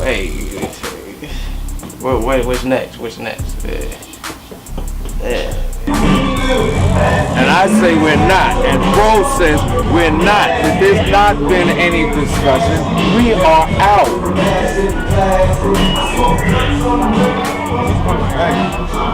That's what I'm saying. We out this bitch. You know where we from. You know how this shit go. I seen him get busted and shit. And I just seen him tell him they don't went to black. Fuck this shit. We ain't got no guns, we ain't got no pistols. Let's get the fuck on, nigga. We on enemy territory. They some hoe ass niggas.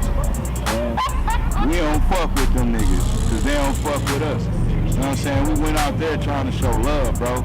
I don't never go to no nigga city be on no hate shit. We get down there and shit, we already getting dirty looks. But niggas, you know, I'm from the D, and I'm from the real east side, nigga. So, you know what I'm saying? Nigga, we used to that shit. I don't give a fuck about no nigga looking at me crazy, cause I look right back at his bitch ass crazy. You know what I'm saying? But I had 2 of my niggas down here, nigga. And if a nigga know anything about warring, you don't never war on no other nigga battlefield. You feel what I'm saying? We wasn't on our own battlefield. Niggas ain't down that bitch strapped. None of that shit. You feel me? So we go down there, and them bitches looking at us crazy for what? Then a nigga threw a bottle and hit my nigga in the head. Now, you gotta understand, my nigga 64 years old, so of course, nigga, if the shit would've hit me, I'd have been pissed, but now I'm extra pissed. Cause why you gonna choose the oldest nigga out the crew to fuck with? You Yeah, you did it on some coward ass shit. Do it while you driving by in your bitch ass car and then keep it moving. Then next thing you know, niggas got to swarming around that bitch. So you know how it go, nigga. If you ain't strapped, nigga, you can't defend that shit. They get it rolled down on niggas, man. And I had a lot of niggas' lights in my hand. I felt right. No matter what. That man was standing on the side of the building and something said, and he walked up, he said, what the fuck was that? I said, it sound like a bomb. He said, it just hit me in the back of my head. Well, in San Antonio, as we were standing outside of the venue, everything, Deuce had the DJ stuff set up. We're all now worrying about where we're going to stay and found a hotel. And as I'm standing out there, out of nowhere, a bottle is flung from a moving car and hits me right in the back of the head, a beer bottle. So that sent a message to us that we weren't very welcome there. And as a matter of fact, I made arrangements for a hotel room for myself. And when I arrived only 20 minutes later, they looked at my face and said they had no vacancy. So I went to a couple of other motels that had vacancy signs up.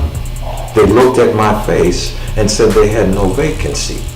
And so I asked, well, your sign says vacancy. And I was told that the no portion of the no vacancy, that light was out, sir. So that's why we have no vacancy. And it's the light that makes it look like we do. Bullshit. They don't rent. They don't give hotel rooms to black people in San Antonio. We called and called and called and got the runaround every single time. So that was our experience in San Antonio. You ain't welcome. But with the San Antonio, what actually happened is we were set and ready to perform. I had everybody's music. We did mic checks. Everything was done properly. A bottle was thrown out the car from some random person that nobody knows and nobody's seen but one or two people. And they said a bottle got thrown out the car and a bottle hit somebody in the head. I don't know if he was throwing it at him directly or if he was just throwing it out the car, littering. However, this person was uncomfortable. Then he tried to go get a room in San Antonio, and they said we don't rent to your kind. So what it seems like we dealt with was some racist ass shit. However, it could have definitely been this one person wanting to go home. That's my dog. But nobody knows. Nobody knows but that man what actually happened because there's not too many people that was with him when this shit was happening. Y'all said the bottle was like right there where that door at, right? That was standing probably where this nigga is standing at, right? And you know, if somebody threw a bottle accurate, think about it. If I'm up on this nigga right here, and I toss a bottle mid-air, it's gonna come down, bounce on his head, and it's gonna damn near just fall. But if y'all talking about tossing it, if I'm in the street in a truck, I'm not damn near thinking about, I gotta throw this bitch lightly so it hit the ground, not crack. Man, you trying to hit this nigga like, I don't like this nigga. If I toss it like that, that bottle will come up and it go split on this nigga, on his noggin. From the force side, I tie through it. Think again what I was telling y'all. Because I'm not thinking about going lightly on this shit. I'm not. You ain't doing that outside. You don't want to get caught. So you looking like it gonna split on his head. If it don't, that means it hit his shoulder or where the soft spot. Therefore, yeah, it will bounce off. But still, even if that bounce off, it's gonna crack on the ground. It still got force behind it. If any of y'all niggas who was in school, y'all know that. That's science. Gravity pours down. If it hits your shoulder, and go like this, it's gonna crack. Hey Chris, stand up, man. That's just like the bottle. You go like that, you can't, it's not accurate from you. It's gonna crack. That's a toss. And I'm right here from you. Now if I'm going across the room, same thing. I'm not accurate. But if it wasn't hit his shoulder, it's gonna go, and it's gonna flip. Right, do a flip. He got clothes on, he got the hoodie on just like I got on. Right. They're gonna flip, and it's still gonna hit that ground and crack. That ground is all gravel and concrete. So when you think about it, why didn't I hit? Hello, ladies. Yes, hello. Cleaning up and stuff. And give us a few minutes. How much time do we have to put it out? Now. Okay, thank you. So then you got to think about it. Everybody talking back and forth. Everybody talking. But you remember when we first got there to the club, who was complaining about the club the first time we got there? Who was complaining when we first got there to the club? Honestly. Who was complaining when we first got there to the club? What did he say? You got us some sausage or whatever the fuck? Because y'all the one told me that. I said, he complained already. So when you said that everybody saying they go way to the ways out, okay, the Spurs game went off around about like 10 something. You know what I'm saying? I used to work at a club. When the club don't get packed to afterward about an hour and a half. At least that would have been like 12 o'clock, 11:30. Which people start coming up when we was leaving in the van. Y'all didn't see left and right. Cars pulling up. And there was black niggas jumping out of that bitch. So, at the end of the day, yeah, this motherfucker would've shook. But Doc and Doc knew that. So in his head, damn shit, they weren't hearing that. We talking about, you know, Doc got something against Mexicans. Fact. He ain't gonna tell you all that. So when we found out we still gonna be there, we setting up, we doing cars, we still going through it. He had to think about some way to do it. That's why he probably stayed outside pacing around. Think what he could do. Alright, everybody talking, nobody don't see him. Kick that motherfucking bottle, but that's when y'all heard that hit the wall. Doc kicked the bottle. That's why I didn't break, man. It's on concrete. And all he just did is like this. That's all he did. And it hit that wall, pew! I got hit in the head with a bottle. Damn, man, that motherfucker ain't split. And it didn't hit the ground and split. What the nigga do? Come on, nigga ain't that. If I don't want to get caught, man, I'm throwing this bitch. And it go crack your fucking skull. If it don't hit your skull, that means I hit it right here on this part or your body, right here where the clothes is at, and bounced off, and it hit the ground with a stupid. Oh, shut up, bunch of stupid motherfuckers. That is force and gravity at the same time working together. No. That's what I'm saying. People that ain't thinking about that. You know what I'm saying? That's why I had to think about it. I was like, damn. I can go ask Doc right now. Let's be honest, man. You kicked that bottom. Let's be, the show's over, all that shit done. You kicked that bottom. And if I add it up at the end of the day, y'all went to school. Y'all know between force and gravity. Gravity put that bottle down crack, unless you kicked it or scooted it to make it hit that wall. That's what I'm saying. I had my suspicions ever since the little incident from the house happened. That's when I start being very observant of what goes on around me and the people that's around me. And if you look back at certain people that was left on here, and if you can go right back to day one at the incident in the house and see what happened then, they always say your first decision is your true decision. And their first decision was what? If you answer their question on that, and as you get to answer your question on that decision, what did you want to do? Ask so what did you want to do the first time? I want to do this. Alright, so you figured that didn't work. Everybody still they see everybody wanting to still go, so therefore, why you still here, man? Right. You got a purpose. So don't tell me that I don't rush suspicious in you from day one. Yeah, man. Where were we headed to when we left the bar? When we left the Club Movie? We were headed to the hotel. The original plan was to go directly to Phoenix, but since we didn't have a hotel, we didn't have anything like that, we ended up going back to Dallas. Third time? No, second time. Or when we left Mavina, we ended up going to Killeen, Texas. That's where we ended up at.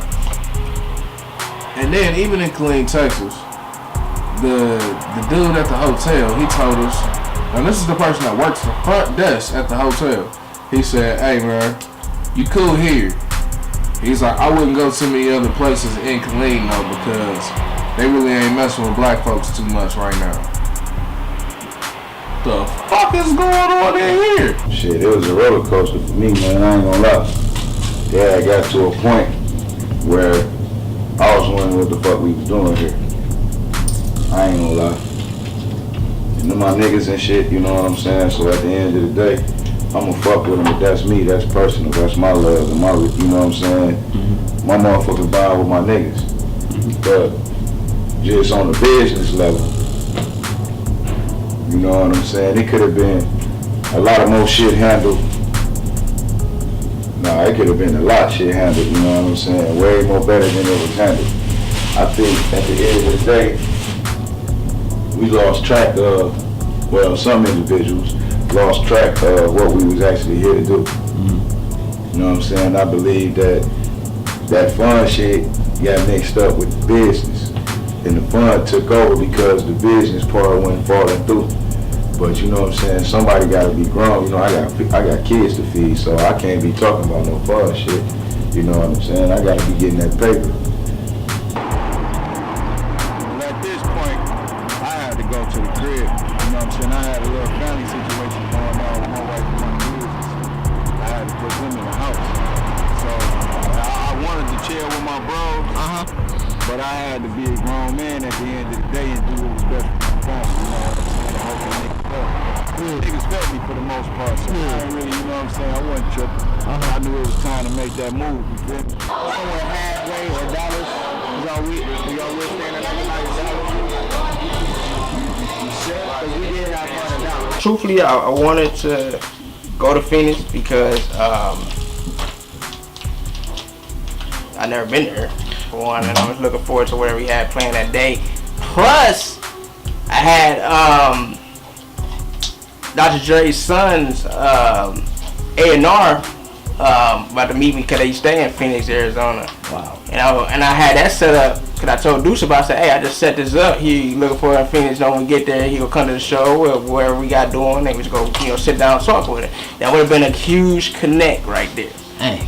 See what I'm saying? So it's like when certain situations that happen, I always say, why? You never know what you could get. You don't know what door you just closed for somebody else. Motor actually called us in Phoenix the day of the San Antonio show, maybe the day before. But he called us and he said, "Oh man, I'm supposed to be working with YG, going to LA to work with YG, so I had to cancel the event." Motherfucker, the day before the event, or the day of, I think it was the day before. The day before the event, what you mean? You got to work with YG. I feel you. So we still going to perform. The event is still happening. You the promoter. You know what I'm saying? I got your half of the money, blah, blah, blah. Didn't happen. So, but however, we still had plans in Phoenix. We were going to shoot. We had some video shoots we were going to do with some of the artists. We was going to enjoy the rest of the tour that we had left and fellowship. Go to the studio and record a record together. The strong personalities, a lot of people most of the people wanted it to go, but we had a few strong personalities that just wasn't really going, and we couldn't leave nobody behind, so we had to end the tour right there and make it back towards Columbus. I cut my losses. When we stayed in Dallas, I knew we were going home. No way around it. Like, I made a decision like there's no way around this, you know, because it did seem like shit just was not going our way at that point. You know what I'm saying? And I just had no choice but to cut my losses on that. I didn't want to risk going all the way out there and chancing all these guys, like I said, in one tour bus. We're at the peak of our, I guess, our blood pressure being high, being annoyed. That ain't right. When you saw how we just rolled up right with everybody, passed it around. We did too. Nah, we did too. That's what I'm just saying that y'all should have some lead right now. It just would have been a lot of For me. The latest I would have came That's back you. was Jordan got to. I ain't mad at you, but I'm just telling you. Y'all. People were downtrodden, to say the least. You know what I'm saying? Because it was like a final blow to the belt, per se. I don't know, it's a mixture. It's a mixture because there's a sense of relief because home is so far away. So you don't really know what's going on at home. You know what I'm saying? It's security and being back there. So there's a little bit of relief that, you know what I'm saying, it's all finally coming to a close. Hey, what's up, y'all? This is your boy John Sprees, and I had a wonderful time out here. We laughed, we cried, we complained, we celebrated. You know what I'm saying? It was a little bit of everything. Me being a Gemini, I can appreciate the duality of our situation. I feel like as an artist, if I hadn't done this, I wouldn't have felt the growth that I feel now. All of, like, just completely honest, would you do another grind tour, and why or why not? Hell no. And I don't want to be negative, but I said we did not have much of an audience. Let's be honest. We have not performed on this grind tour for anyone but ourselves. Nobody showed up. So that is the reason why I wouldn't do another grind tour, because this did not work. This didn't work at all. So I'm going to have to be shown where a successful tour has been put together and folk come back and say, yeah, we know how to do this. Would you like to be involved in the third one? But no, I will not be involved in the second one. Okay. Yeah. So if you could change anything, good and bad, good or bad, about this tour, what would you change? The whole organization of this tour was not good. From the hotel, to the car, to the venues, to the audience, to the promotion, to pumping gas. Okay? We on this tour on the tour bus, get the gas, pay for it, nobody pumps it. That's the kind of folly that was going on here. Okay, so, and again, I don't want to be the bad guy and talk about people, but no, this was not successful.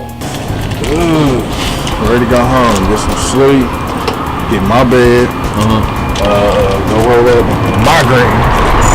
Texas green sucks. And start working until number 2, man.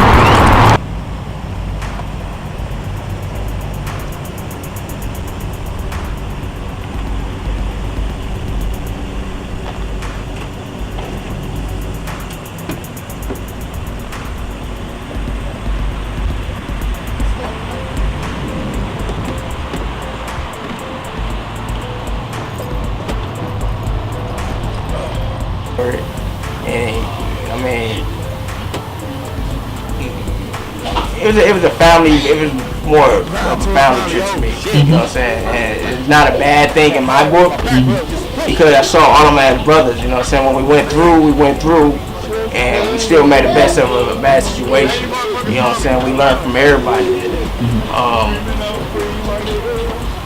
It was I wouldn't say the best tour ride and anything like that, but it was one I'll do again. Feeling like I'm just excited to be back home, man. I was just taking the experience of whatever like thing that just happened, like in. You know, I was just taking everything in, man. I was shocked that everything that happened, but at the same time, I was just more geeked to get off that fucking bus, man, because my legs was fucking killing me. That was the hardest drive of the whole fucking tour. Like I said, we did what we set out to do. It didn't come out exactly how we planned. However, the grind tour took place and it completely, I don't know how we came up with that name, but it was perfect for the tour. This was the grind tour. We promoted, we handed out CDs. We ended up having one show when we were supposed to have 4. Phoenix got canceled. We left San Antonio. We had another situation, and we didn't have an open mic in Nashville because we didn't get to examine the city. We finally touched down in our place of residence. It's just like, damn, I want to see my wife. I want to see my baby. You know what I'm saying? I want to lay in my bed. You know what I'm saying? I'm ready to go home. I'm tired of these niggas. I love my niggas, but I'm tired of them niggas. I don't want to see y'all. Get the fuck away from me. I'll dap you up, but shit, I'm going home to get the fuck away from you. But but all bullshit aside, man. it is a feeling of accomplishment because you've done something that you set out to do. You know what I'm saying? And that's the overall feeling. After wanting to go home and after wanting to see your family again, you know what I'm saying? You have a sense of accomplishment and pride that you did something that you and your homeboy talked about doing months and months before it happened, when it just seemed like an idea. Official Hail Mary. Official Hail Mary on Facebook. You'll see my logo. Seeing the progression of the artist, man. Like 7 days or 6 days with people that you ain't never spent 1 day with, ain't never spent 1 hour with. It'll change your life for real, cause you get to see different perspectives. Like you hear different perspectives of life. You hear like different stories of life. Like the stuff that you ain't did, somebody else has done. So I mean, the stuff that you want to know about and the stuff that they have done, you transfer knowledge. So it's like, all right, bet. Like you learn something new every day. But when you with people and you with 12 different people, 13 other different people, you gonna learn a whole hell of a lot in 1 day that you ain't never knew before in all the years that you've been alive. The grind. Go. Shit! Yeah. We on the motherfucking set. You already know what it is. Shout out to Glee. Take what? Southside, you know what I do. You already know that. Know what we doing here. Like I said. Swoop. Pull up on you, pull up on you. Skirt. Ooh. Yeah. Go. I pull up on them serving each and every day. I am only real and I don't know the fate. Swerving, doing 90 in the interstate. I could drop a bomb and make the city shake. I can make the city shake. I can make the city shake. I could drop a bomb and make the city shake. I can make the city shake. I'm cut, boy, you know I'm cut. Don't call me a surgeon, take water doctor. Julius serving the Kyrie, I'm in the Mozzie. With a side piece, I'm Rick Ross. With a 8-ball or a 9-piece, straight face. I don't play fair.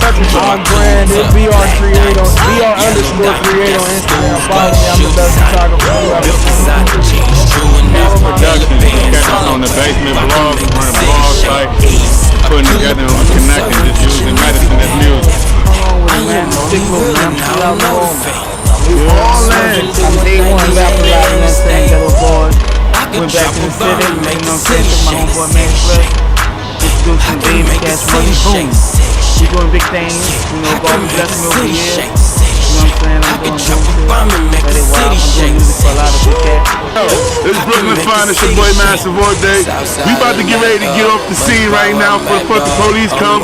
We lit they hit forever. Y'all already know. Shout out to my niggas from the Midwest, East Coast, West Coast. We everywhere in this bitch. Round and round like a Ferris wheel.